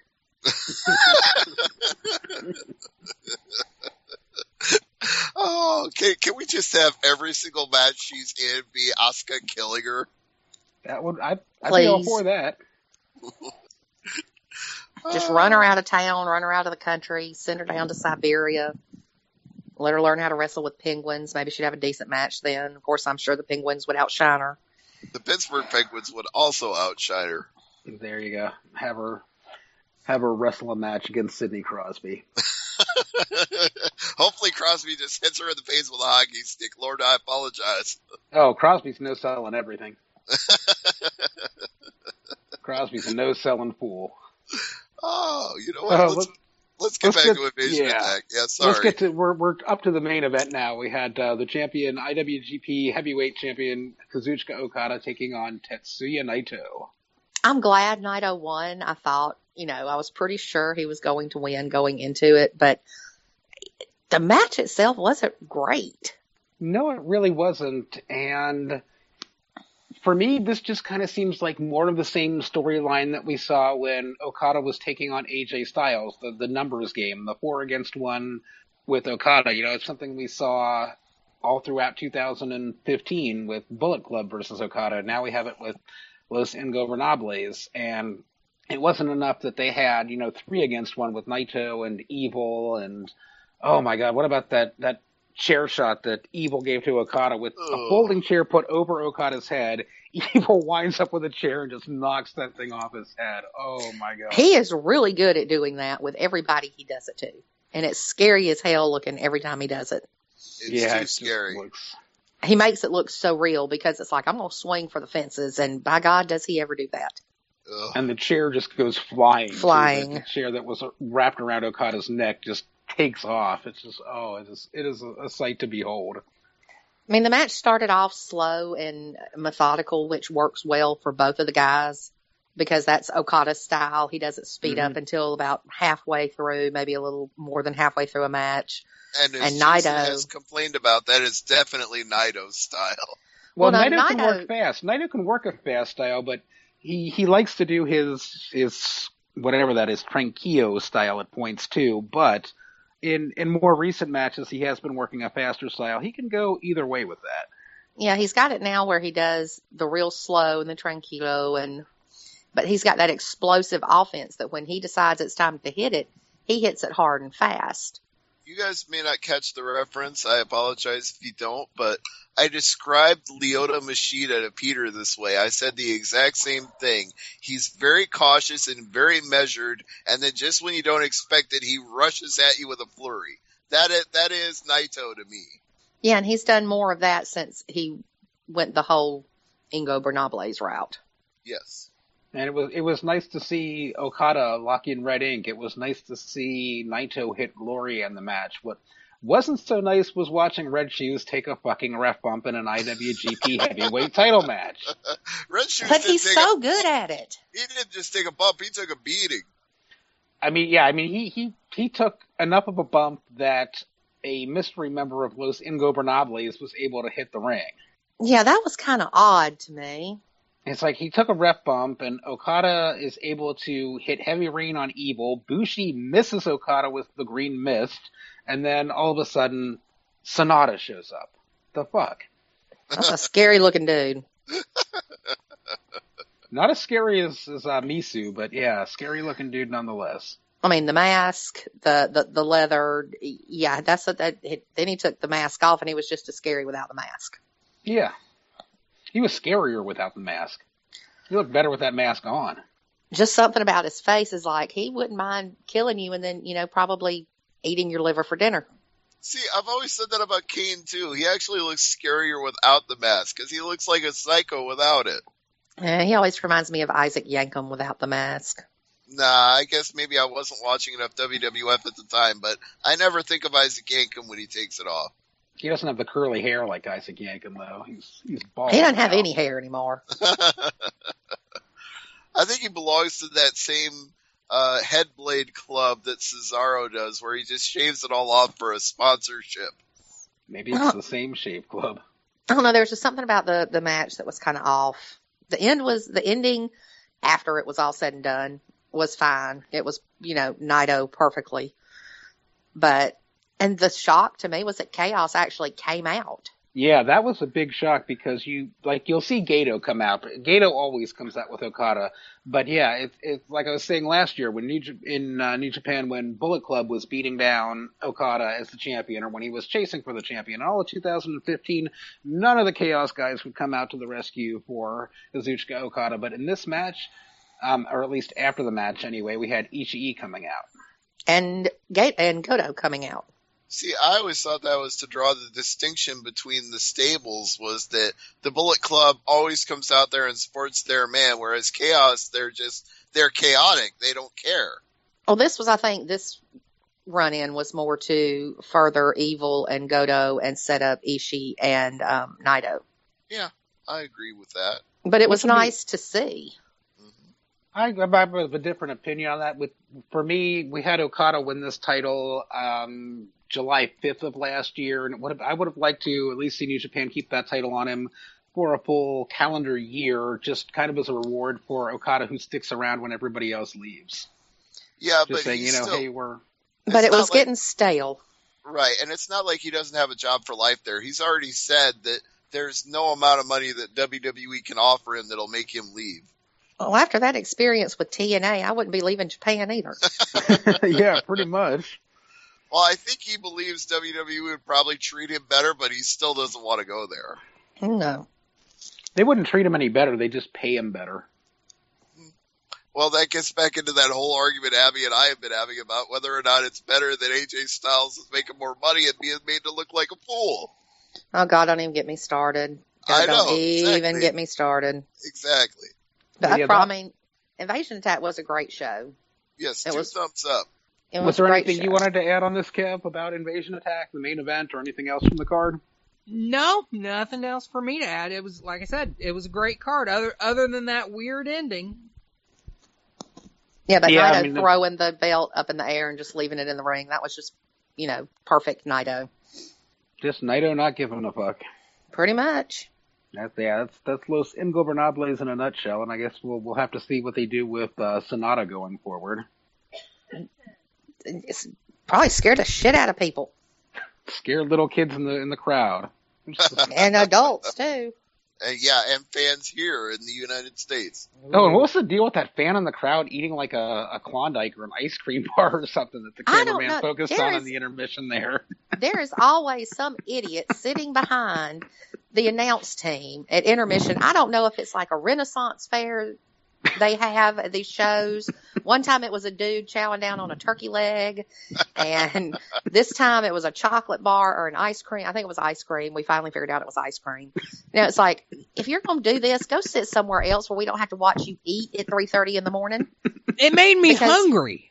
I know. We do not have access to smoked turkey legs in our living rooms at 4 a.m. It made me want to drive back to Dallas because I drove by medieval times while I was there. Especially the dude with the turkey leg. It was like, damn, now I want one of those. There's not there. But Thanksgiving can't come soon enough. I want a damn turkey leg. There's always one of them behind them during the intermission. It's like, really, go sit somewhere else because we don't need to see this. Honestly, that was me during the Total Divas match at WrestleMania. I missed the entire thing because I was down in the concessions at AT&T getting a barbecue sandwich and nachos. Well, you didn't miss much. That's what I heard. Nachos were greater than the Divas match, except for Bree's finishing move, which was actually very well executed. I still haven't gone back and watched it on the network to see if it was any good or not, but I heard it was. Yeah, it was just the last, 15 seconds where she rolled into that yes lock. That was actually pretty good. If she could have done like that her whole career, maybe we wouldn't make fun of her. Yeah. Well, too little, too late, I'm afraid, because she's retired now. Yes, she is. How sad. There are no Bellas. I'm not sad. I was being extremely sarcastic there. I know, and I'll be even more sarcastic because to hell with them. That's not sarcastic. That's brutally honest. Okay, I got the difference there wrong. Sorry, but yeah, I don't care. So as long as we're on the subject of WWE, did anybody else notice that AJ Styles hit the Uchi-Goroshi in his match against Sami Zayn on Raw? Yeah. He hits it in every match. It's like, damn, son. He hits it in every match, which is a sight to behold. God, that was such a good match. Speaking of that match. I was surprised at the ending of that. I really thought WWE was going to clusterfuck that title match because it's a throwaway pay-per-view anyway. I thought it was going to be a three-way dance. I wanted it to be a three-way dance. I had the same conclusion as both of y'all. I thought triple threat at the next pay-per-view at Payback. Why not? I wanted it to be because that would save AJ from getting fed Reigns. And it would at least add some credibility to Sami Zayn, which he desperately needs, because this whole underdog from the underground thing, I don't think that helps him. No, and especially since, this whole Generico is still feeding orphans in Tijuana somewhere. Quit referring to your underground career before this. I know, but I still love that tweet that he's standing there in front of the sign. To me, Yeah. Shout out to the smart marks. I love that. Yes, he's on his way to help Generico feed orphans. Oh, but yeah, they can't answer our prayers. When we actually want something, they don't do it, and when we don't want something, they're all about it. Yeah, Raw has been good, shockingly, the last 2 weeks. And the thing that gets me is that everybody says, oh, it's because of Shane McMahon. And morons, you do realize the same people that are writing these good shows are the same people that were writing the shitty shows. Okay, but I do believe there's some credence to the theory, and you're right, it's the same writers in both cases, but I think it's more believable and more acceptable to the viewer when a babyface general manager tells the heel, you're not going to threaten me, take your bags and walk, than when the heel general authority says, okay, we're going to screw with everybody because we're in charge both in front of the scenes and behind the scenes, so you're going to do what we say or you're fired. I'm not even talking about the segments. I'm talking about the matches. Okay. The matches that we get, the matches, how they're wrestled. Yeah, I mean. Yeah. I mean, it just shows that, hey, this is a writing team or whatever that can put on a good show when they're not asleep at the wheel or whatever. I mean, I don't know the backstage story with all of this, but it's like we've put up with 2 years of shit and now we get 2 weeks of 85% of the show being really damn good. Well, maybe that again is a symptom of what's in the script that they can write about, because if you've written every single story about the Authority for the last 2 years, maybe it's like, holy shit, now we don't have to write about that anymore. Let's go out there and put on some good matches. Let's go out there and do new things. I don't know. Maybe. I don't know. There were 2 things that people said on this show that I think we've all been thinking. The first one was when Dr. Phil said Ric Flair is holding Charlotte back. It was like, thank you. I've been thinking this for months and months and months. But why does it have to be Dr. Phil to say that? He's like the only problem I had with Raw this week. Well, I've been saying it for months and months and months too, but now we have a celebrity that's outside of WWE who is saying it. So, and he's really a doctor. Celebrity? Is he? I mean, I know he's popular with Oprah's fans and he's got his own show, but outside of people who watch morning talk shows, is he popular? I really can't get past seeing him as a South Park caricature of himself. Every time he talks, I just picture him drawn as a South Park character. What the hell was he doing at the end of that segment? Was he trying to take flight? He looked like Big Bird flapping his wings or an ostrich or something. It's like, yeah, that was weird. That was weird. That was the we've all been thinking it. The second we've all been thinking it is when Dean Ambrose said to Jericho, "What's up with that scarf, dude?" All I can think of, since you already referenced South Park, is when I see that scarf around Jericho's neck, I think, "Don't be gay, Sparky. Don't be gay." And he said he paid $750 for this stupid looking scarf. He's getting ripped off with these $700 jeans and these $750 scarves. I think he needs a personal shopper. Abby, I will pay anything in the world right now, and I'm not saying $750, but if you said, stupid Jericho and his stupid scarf. Well, I mean, look at the man. He's like 46 years old. He thinks he's a rock and roll star, and he walks out there. I think he's allergic to shirts or has some kind of religious objection to them because he walks out there every week, stupid Jericho and his stupid scarf and no shirt. I mean, and his dad bod. It's like, really? Put a shirt on. None of us need to see this. Yes. But we also had the Bullet Club show up this week on Raw, which instantly they're not the Bullet Club. Well, they're Anderson and Gallows, but the fans chanted Bullet Club. We had Luke Gallows and Carl Anderson show up, as the announcers called them. At least he didn't call him Festus. Yeah, at least Ray Gordy wasn't there as his tag team partner. Oh. But I liked how the fans knew who he was, and they kind of muted the chant after a few seconds, but you could hear it. You knew what they were chanting. I want to send them a thank you card for taking out the Usos because I just can't stand the Usos. Me too. I think I'm kind of grasping at straws here, but I'm like, ooh, Anderson and Gallows are taking out the Usos. Who are the Usos related to? And who's taking on that guy that they're related to? I'd hate to see that, though. I would hate to see it. You'd hate to see that? Yes, mainly because of how we know how it ended in New Japan with them kicking him out of Bullet Club. And I would just hate to see, after going through all that, oh, let's bring them into WWE and throw them together. Yeah, the continuity would kind of be out. I mean, granted, it was Omega who kicked him out, and Anderson and Gallows kind of joined in reluctantly. Yeah, they were in on the beatdown. It would ruin the emotional investment we had in AJ being drummed out of the Bullet Club. It would ruin the whole point of that. Yeah, but casuals don't know anything about that, and continuity and WWE do not go together. Yeah, just look what they did to NWO. Ugh. I don't even want to think about it. I mean, I would like to see Anderson and Gallows interfere in the match. Continuity be damned. I'm just sick of Roman Reigns. Everybody's sick of Roman Reigns.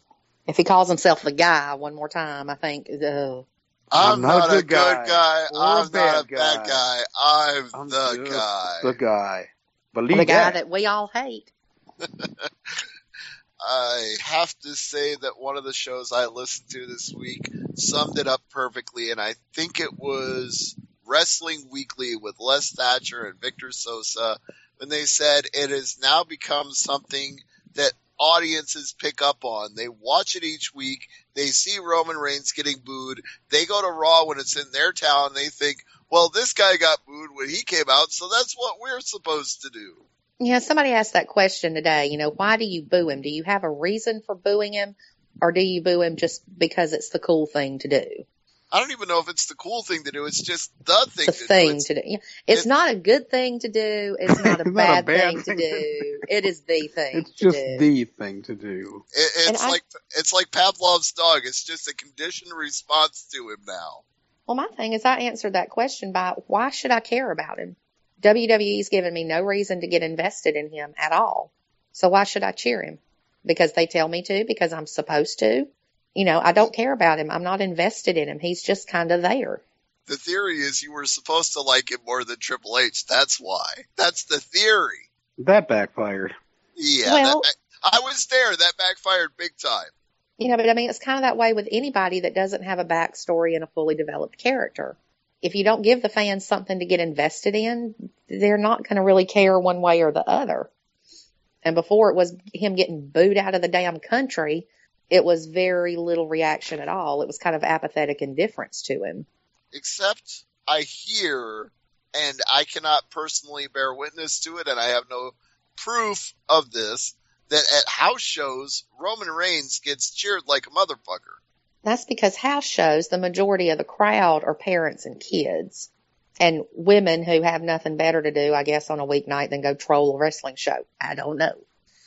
But I hear the same thing, and it's like that doesn't translate onto television. No. It's like so completely where's the different disconnect audience with the crowds? Yeah. You got your smart mark crowd that shows up for the taping, and you got your casuals, as we've been calling them, that show up for the house shows. It's like your marks. Yeah, your marks, whatever you want to say. But it's like, okay, this doesn't work then. If you get the marks to cheer and the people who show up for your tapings don't, then it's a failure. Because the perception is that he's always getting booed. Because that's what everybody sees and hears. And house show audiences, I mean, I hate to say this, it's something to do on a weekend night.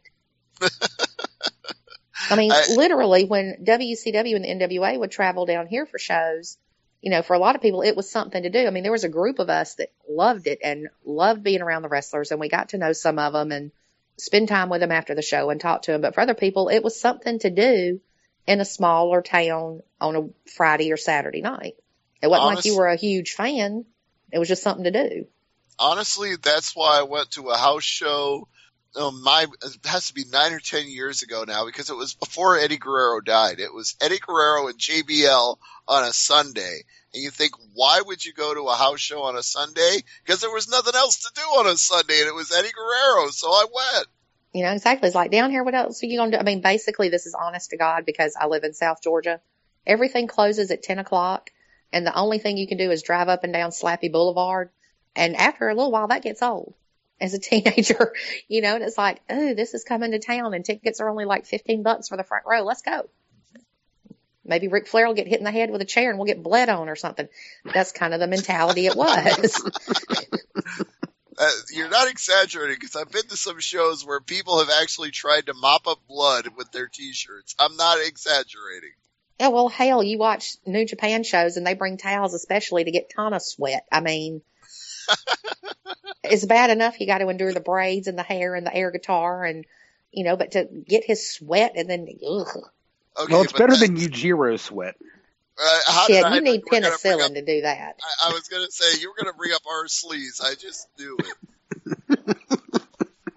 You knew that was going there.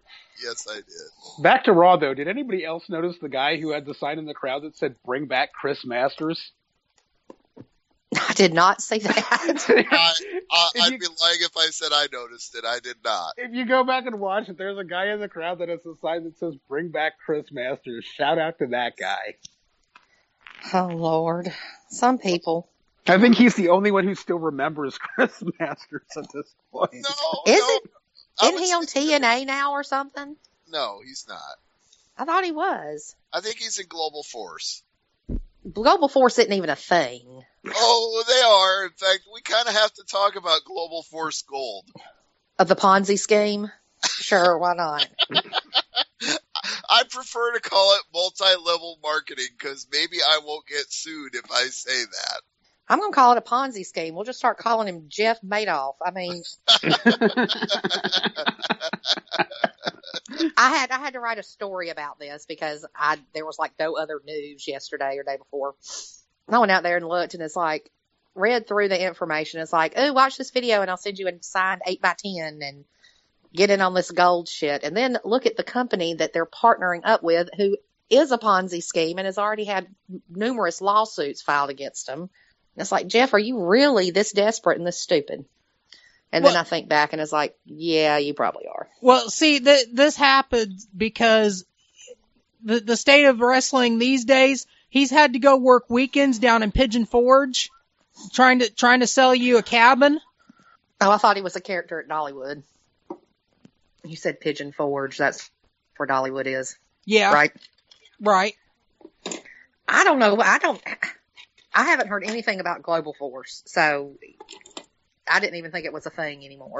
Well, they're perpetually in search of a TV deal. They've got distribution in Austria or something, and that's like the only place that carries their show.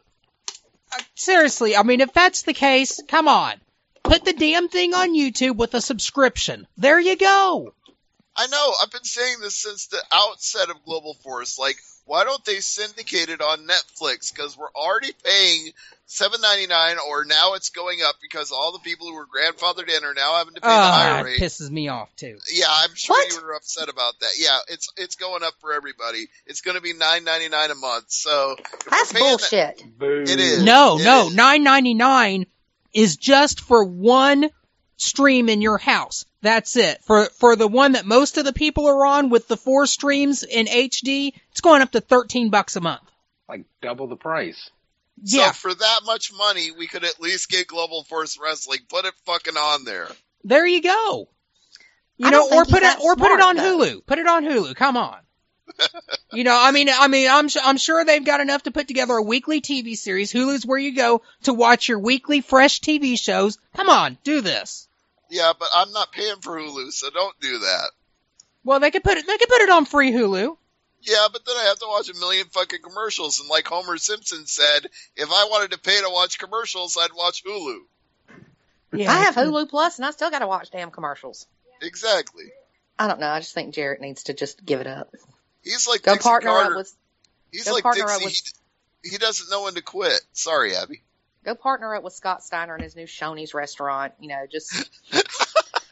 Does he look like Colonel Sanders, or am I saw that today and it was like, oh my God. He really does.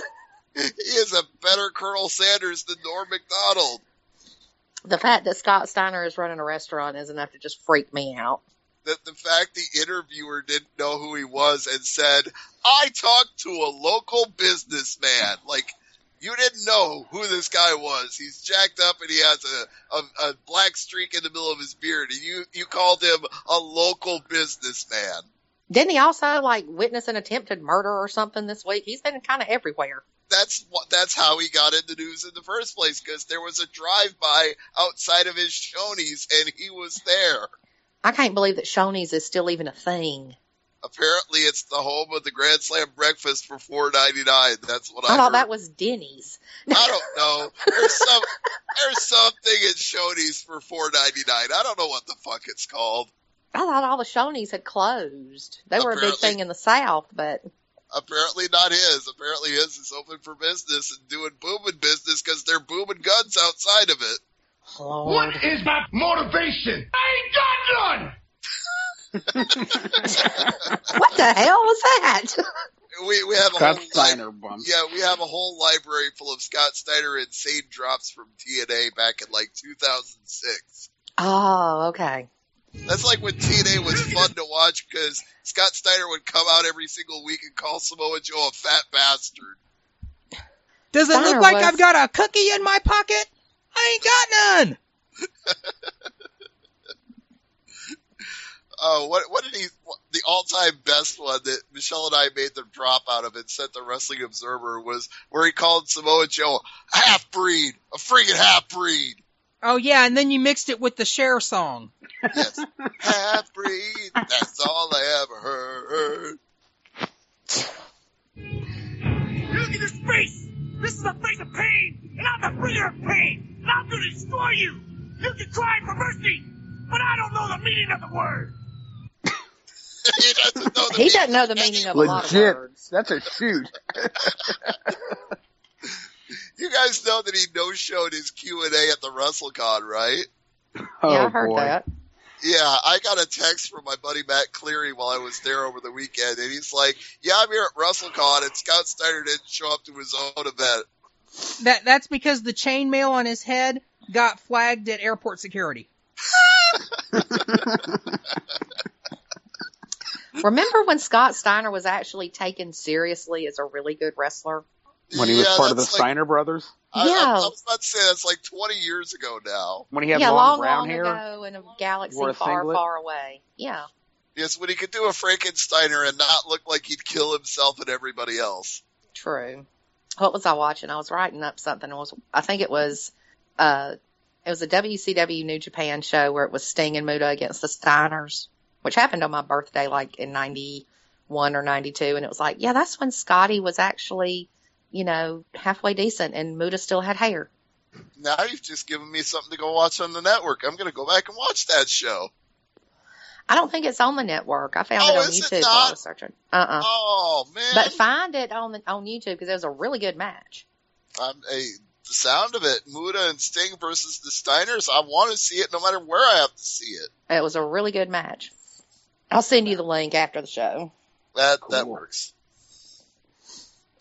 So, Raw. We were talking about Raw originally somewhere along the line. Jason got us started on that. And what do you think of this tag team tournament? I know I kind of buried it earlier, but in general. I like the idea of a tag team tournament. It's focusing on tag teams, which is something that's kind of been lacking. It's like we've been seeing New Day versus Social Outcasts or League of Nations, and that's getting fucking stale. So yeah, it's good to see that they're having a tournament. I just like to see Anderson and Gallows get inserted into that tournament somehow.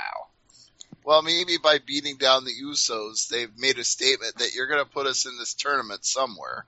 I mean, that's what I would like to see them do. The way I would have done it is have them come to the ring, have them just destroy the Lucha Dragons and say they're out. We're going to take on the Usos and have them destroy the Usos too and move on. Say we're taking their spot. I'd be totally down with that. It would make Well, more see, sense. They go from having a kind of a major role on Raw to being in the dark match area on SmackDown. It's there's no real follow up there, so I don't know. I was kind of hoping that maybe we would get a kayfabe injury report on the Usos, and Gunn and Gallows would take their place in the tournament. This week, all the kayfabe injury reports are Bray Wyatt. That's actually real. AJ's Yeah. was kayfabe.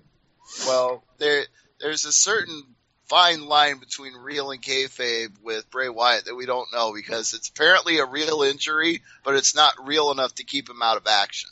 Well, they've taken him off everything. Well, they took him off the show in Florence, but they're not taking him out of the Payback pay-per-view. I don't know. I saw that video, and I don't know. I don't know if they know the extent of it yet, but that looked pretty bad.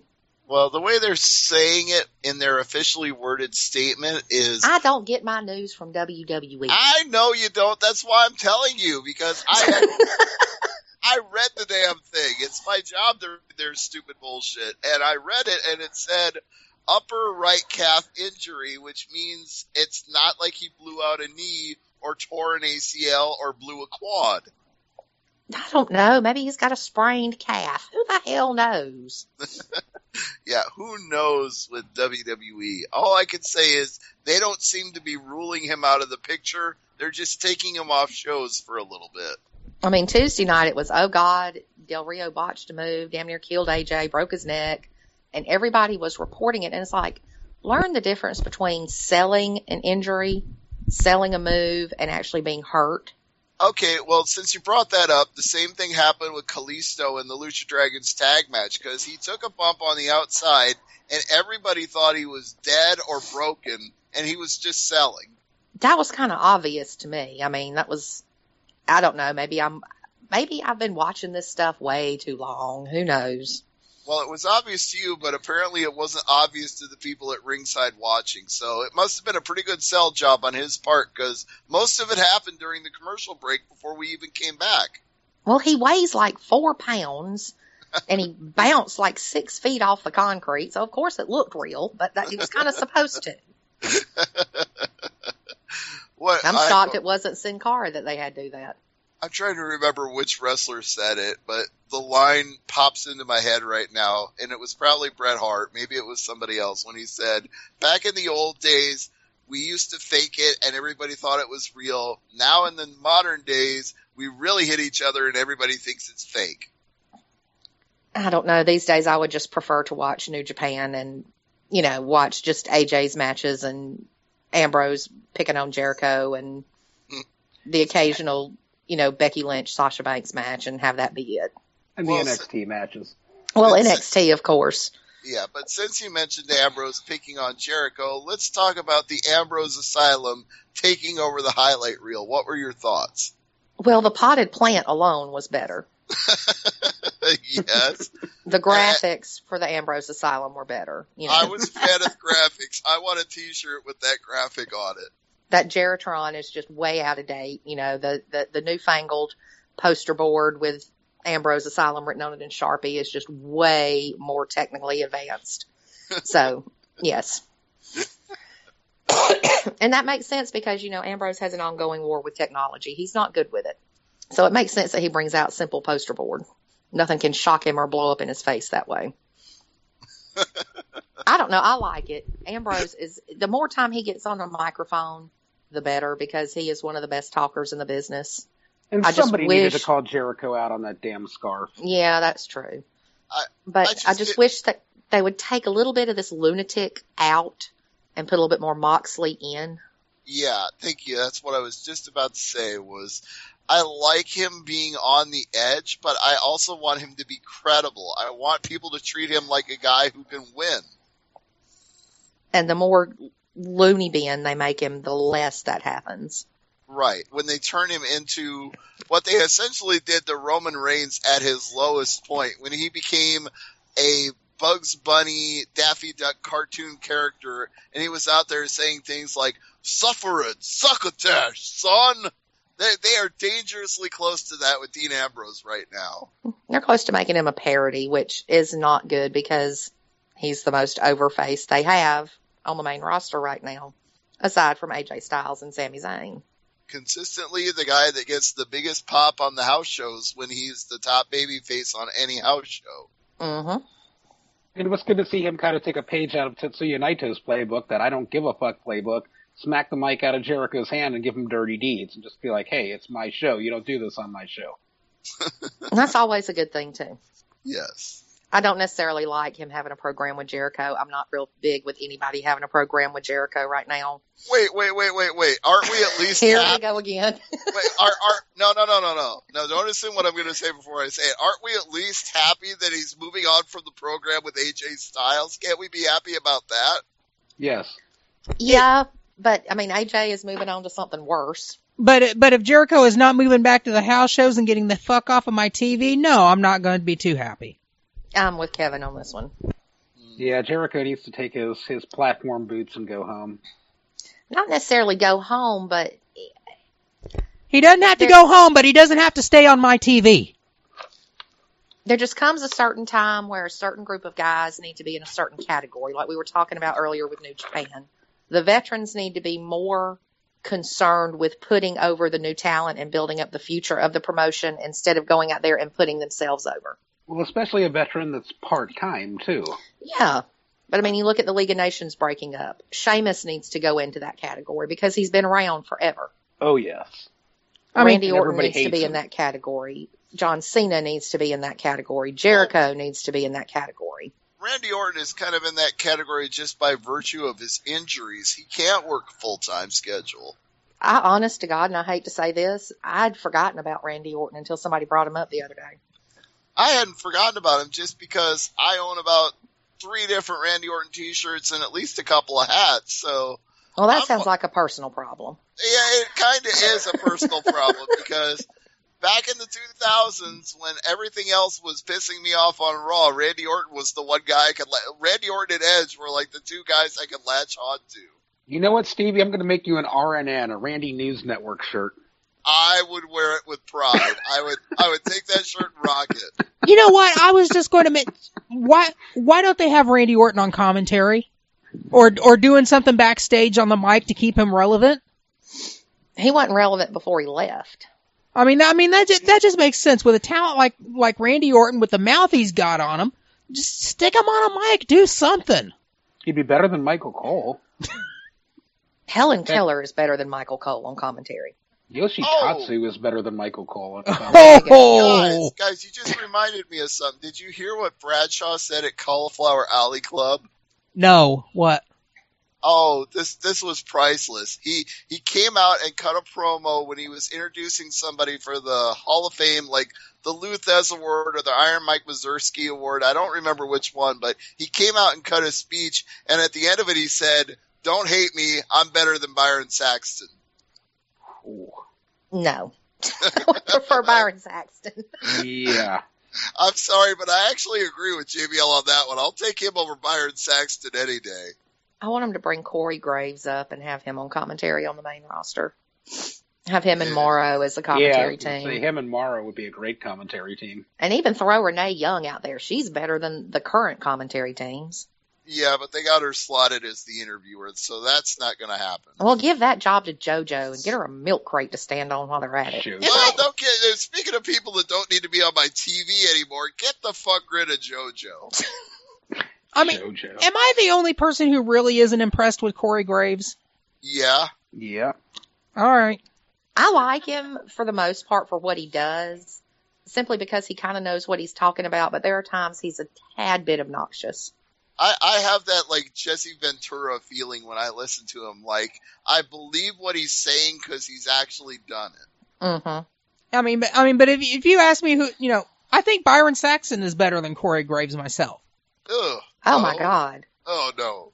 I almost upchucked in my mouth when you said that. Byron Saxton sounds like he's either commentating at a funeral or a golf tournament. Yeah. It's like, yeah, exactly. It's like the master. It's like, here he is, going for the big move. And he hits it. And it's a finish. 1, 2, 3. He got the pin. That's Byron Saxton to me. Yeah. It's just, he's kind of just there. He's better than Booker T, though. No, okay, I gotta disagree with you. You're gonna hate me for saying this. But maybe I'm a Booker T mark, and I'll freely admit that, but Booker T's over-the-top reactions to everything were always the highlight of my day on SmackDown. He was like, oh, no, he didn't. Oh, damn. It's all like a pot of neck bones. Early on in his commentary career, too, Booker T would call a lot of psychology stuff, and he kind of got away from that. But when he first started out, I did like him as a color commentator because he would throw in the knowledge he had from being a wrestler. Yeah, but just think, what is knowledge as a wrestler and psychology when compared to shucky ducky quack quack? Okay. See, seriously, I mean, that's the difference between you and I. Is I actually liked when he said "Chucky Ducky Quack Quack." Well, that was fun. The pre-shows because he says it at least once or twice. I do. I mean, he's even got like a shucky ducky quack quack moment of the day. Mm-hmm. And it always concerns the divas for some reason. I'm still going to call them the divas because half of them, that's what they are. They do not deserve to be in the category of women's wrestlers. Well, you know what? Charlotte and Natalya are pretty good representatives of the new women's division, so I'm pretty happy with that program right now. Oh, yeah, but I'm talking like Summer Rae and, let's see, who else? Alicia Fox? Yeah, Foxy, and I'm even throwing Paige into that category now because Gothy McEmo. I don't know if she's got heat in the back or if that concussion knocked her loopy or what, but something's going on with her that's not good. Well, as long as the top 4 or 5 in the women's division are Charlotte, Natalya, Becky Lynch, Paige, and Sasha Banks, I'm fine with it. Replace Paige with Emma, and I'm good with it. They're not going to do that because Emma's with Zack Ryder. So, woo, woo, woo, you blew it. Yeah. I've got to feel bad for Sasha. She's going to be ignored up until SummerSlam. Yeah, I posted the exact same report on my website, and I credit Wrestling Observer with that news. You just got to feel bad for her. Well, at least she's got a future. As long as she doesn't get injured between now and then, at least she could probably win the title at SummerSlam. Yeah, but it's as hot as she is and has been to push it off that much. I mean, I like that Natty is getting a chance now, but to put it off that long. You're preaching to the choir because everything that would make sense is the exact opposite of what they did either at WrestleMania or the night after. I'm sitting there in the building watching Snoop Dogg come out with her and wrap her entrance, thinking to myself, there is no hotter act in this women's division with this new women's title, and if they put it on her, they would make a star in one night. And what did they do? They had Ric Flair grab her legs so she couldn't get back in to break up the pin. Where was Snoop Dogg when Ric Flair was interfering? That made no sense. Exactly. And I'm sitting there in disbelief like, oh no, they are not doing this. And then the bell rang and I'm like, oh, fuck yes, they are. Once again, another way that Flair should not be in the middle of all this. I don't know. I'm going to kind of disagree, though. I would rather see Sasha Banks win the title at a bigger pay-per-view like SummerSlam than see her win it on a whim at Payback. Wait. I just want to see her win it. SummerSlam is bigger than WrestleMania? I was saying Payback. I was saying I'd rather see her, now that WrestleMania is over, I would rather see Sasha Banks win the title at a big pay-per-view like SummerSlam rather than have her win it at a throwaway pay-per-view like Payback. Okay, I'm with you on that one, but when you were, I totally read you wrong on the start. Totally not where I was going with that. No, I would have liked to, like I was saying, Snoop was there. Snoop should have kept Ric Flair from interfering. He should have been the equalizer, and Sasha should have gone over at WrestleMania by all means. Yeah, well, Snoop was on the same tour bus with The Rock, where as soon as he was done with his segment, he left and was never seen again. No, I think Snoop and The Rock were in the back smoking some weed, judging by The Rock's promo. It was. I mean, I admit it. I enjoyed it. I had fun with it. But as I was listening to it, I kind of thought, he's out here without a script and he doesn't know what to say. And he's kind of all over the place. Yeah, saying that, God, who was he was talking about one of the Wyatt family nursing starting when he was 26, and it's like, no. Yeah, well, actually, I was kind of with him on that one, because he was talking about Braun Strowman. And when you look at Braun Strowman and you look at his face, he does kind of look like somebody that was wet nursed until he was 26 years old. But he didn't say until. He said he said he started breastfeeding when he was 26. Well, he botched the line. I read between the lines and assumed what he meant and laughed at it anyway. Botch. But yeah, WrestleMania was a botch. But yeah, I do want to see Sasha Banks win the title, but I'd rather be at a marquee show than at a throwaway in between pay-per-view. I suppose so, but I got my women's wrestling fix that weekend anyway, so even when they didn't do it on Sunday, I still got to see Asuka and Bayley, and I still got to see Shimmer 80, so I wasn't even that mad because I'd already gotten what I wanted. Speaking of Bayley, do you think she's going to get called up soon now? I would like to see her in it. I would love to see her get the women's title match, but it almost feels like now they're not calling her up for a reason. Like, it should have happened the night after WrestleMania. Everybody was expecting it. The timing was right. And then they had Charlotte come out and cut that promo and bury everybody else on the roster and Natalya stand up to her. It's like, that was the point when I was like, okay, they must have some sort of plan for Bayley in NXT where she's going to try to get back to a title shot and she's going to try to take the title back, because otherwise they would have had her here in this spot coming out to challenge Charlotte, and she didn't do it. Right. That kind of at this seems... point, they've already got the division and the women's division stacked with so much talent right now, she would get lost in the shuffle. At this point, it makes more sense to keep her in NXT, because if she gets caught up, who's Asuka going to face? Except she's the most Eva over Marie. woman. She's the most over woman on either roster right now. That I saw so many Bayley T-shirts in Dallas, I can't even count them all. And the Bayley chant is mad over. It was going on during the main event of WrestleMania. Exactly. I don't know. I would pay to see Asuka kill Eva Marie. But then what are you going to do after that? I mean, you've got Asuka, you've got Eva Marie, but then who else do you have in NXT legitimately? She can just keep killing Eva Marie. Or she can kill Carmella, and then she can kill Nia Jax, and then she can kill what's Dana her name? Brooke. Yeah, the bodybuilder. I was about to say the bodybuilder. That's who. Speaking of NXT, what did y'all think of Nakamura's debut Well, to on me, NXT? I was about to say it's not the debut because I saw him at TakeOver. So We all saw him at Also TakeOver. TakeOver, yeah. well, I was there live. Humble Shut brag. up, quit rubbing it in. Just stop. Stop. No, I was happy that he was on NXT this week. I really thought it was going to be him. Yeah, that and match with the Drifter was great, wasn't it? I'm sorry. That was in the official preview for the show. WWE's own preview for the show said he was facing the Drifter, and they taped it at Access. They taped that match before his match with Ty Dillinger, so they're airing the matches out of order. That's the problem with pre-taping. Yeah, what I liked with the TakeOver match is that we got to see Nakamura, the wrestler, in the match. The match with Dillinger, we got to see Nakamura's sense of humor. Right. In which both of those are kind of, they're not equal parts of his character, but put them together, and that's Shinsuke Nakamura, and I thought that was just great last night. Different facets of the same individual. We're getting to see all sides. Especially when Dillinger was doing his 10 in his face, and Nakamura was looking, back and forth, and then went to the referee, and I don't know if he tried to shake the referee's hand or what he was trying to do, but, we got to see that charisma and that sense of humor with him. Yeah, no selling the perfect 10 was a great spot. Uh-huh. Nakamura being Nakamura. At least he is being Nakamura and not being, Freddie Japan.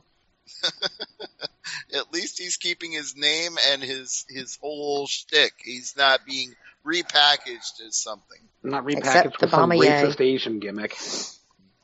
Although, I still from what miss I the heard, I Bombaye. was listening to Striga's podcast, apparently Shinkasa and Bombaye both come from a Muhammad Ali fight. Right. Yeah, they come from the Inoki Rumble, Ali. Yeah, the Rumble in the Jungle. Yep. So once I heard what Kinshasa meant and where it came from, I was okay with it. But to me, it's always going to be the Bombaye. Yeah, I'm always gonna call it the Bombaye myself too. That's what I called it in New Japan. Ali, Bombaye, Ali, Bombaye. That's where it comes from when he had the big fight in the Congo. Yep. It means pretty much knock him out. Mm-hmm. Yep, that's what. Which after about 7 of them, he does. But let's not reference Muhammad Ali and Antonio Inoki because that's one of the worst matches of all time. Ooh. Not a fan of the crab kicks, huh? No, I'm not. People, okay, as a guy who covers mixed martial arts, people have tried to argue to me that was the first match in MMA history, and I always respond, if that's the first, you don't want it to be the first. How would that be the first match? And I mean, it was a wrestler and a boxer, and it wasn't that good. But that's what people try to say is that when UFC started, that was the whole idea, was wrestler versus boxer, karate fighter versus sumo. It was all these different individual disciplines being paired off against each other to see which one was the best. So that's why people try to argue that Inoki and Ali was the first ever MMA match, which totally ignores the fact that for about 100 years in Brazil, the Gracies were doing MMA, but people try to sell that idea anyway. Well, people are stupid. Yeah. I want a t-shirt that says that. People are stupid. Hashtag people are stupid. With a Don't even need the WWE logo hashtag on it. Yeah, we're trying to come up with t-shirt ideas for Top Rope Press. I think I've pretty much taught them into going the Puro route. Okay, if Top Rope Press is going to print a t-shirt for you, print Stupid Tana and his stupid hair. Well, that wouldn't be a big seller. You know, that would be a niche one for me. I'm sorry, but I would buy 5 of them and give them to my friends. So tell them to do it. I would love to do I'd love to do a Puro Peeps shirt with like little peeps underneath the Puro Peeps thing, doing like strong style moves, forearms and knees, and just something stupid and funny that everybody could kind of get and understand, instead of something with a site's logo on it or name. Right. Well, I would buy the Puro Peeps shirt if you made that. I would buy that one too. You know what? Speaking of things to sell, we are getting along in the tooth here, so why don't we do some cheap plugs? Jason, what do you got for us this week? Plug veggiebending.wordpress.com, my vegan cooking blog. We'll plug New Japan World, njpwworld.com. It's the best 999 yen you can spend a month. What does that work out to in terms of U.S. dollars? Last time I looked, it was $9.02. So it's still cheaper than Netflix. Yes. Well, it's gone up because I bought some stuff from Japan last night, and I think it's like up to like $9.70 something cents now. Oh wow, it's skyrocketed. $9.10 when I just checked now. I just Googled it. 999 yen to US dollars, 9.1077. Well, they do add that conversion fee when you use a credit card, so you can get screwed on that. Sometimes, yeah. I'll plug myself on Twitter too. I'm at Great Sudoku, and I do live tweet New Japan events, and of course I'll plug AngryMarks.com. Indeed. And Abby, Top Rope Press, we've been talking about it this whole show, but what else do you got to plug? Top Rope Press, Pro Wrestling Authority, Ringside News. Let's see, what else? I will plug, like I do every week, even though it pissed me off this week, PuroCentralShop.com for all of your lovely Japanese wrestling needs. Just, don't ask Kevin for a coupon code, or you'll have to type in, I love the sleaze or something like that.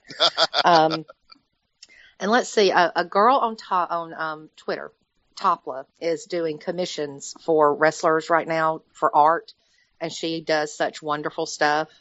So if you want to look her up on Twitter, it's at @dtopla on Twitter, and she does just great art for a little bit of nothing price. So I will plug her this week, and New Japan World, and I think that's about it. All right. Well, if we're plugging artists on Twitter, I'm going to plug at Rob Schamberger, because during WrestleMania, I couldn't find any t-shirts I wanted to buy. All the merch stands were all sold out, but WWE Shop was doing 32% off for WrestleMania 32. So our guest, Rob Schamberger, had a Sting t-shirt up on WWE Shop. I bought it. It's the only Sting t-shirt I own, and I will wear it with pride because it's an awesome black and white crow painting of Sting. So that's a good-looking shirt. Indeed it is. It is a great Sting shirt. It's a great shirt in general. So big shout out to Rob Schamberger, and big shout out to our guest next week, who is returning to AMP. Michael Kingston will be on to talk about all things Headlocked, the last territory in the world of comics. So look forward to that, and follow us on Twitter at AngryMarks. Kev, do you have anything to sell? Well, I want to sell our episode of the Undisputed Wrestling Show that we just had earlier this week. It took a long time, but we finally got him nailed down for an interview with the total package, Lex Luger.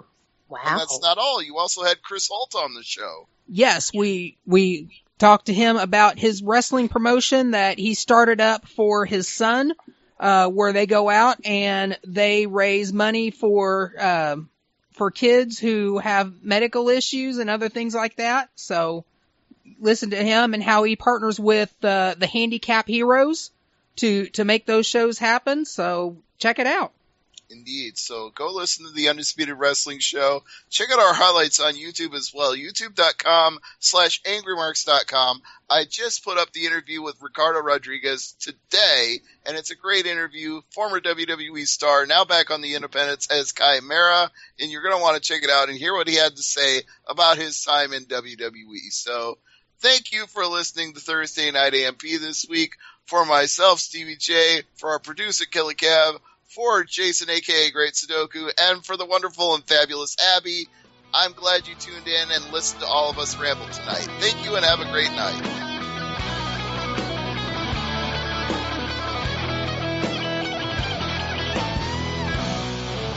You took it to the limit. Now you're falling off the edge. Too late to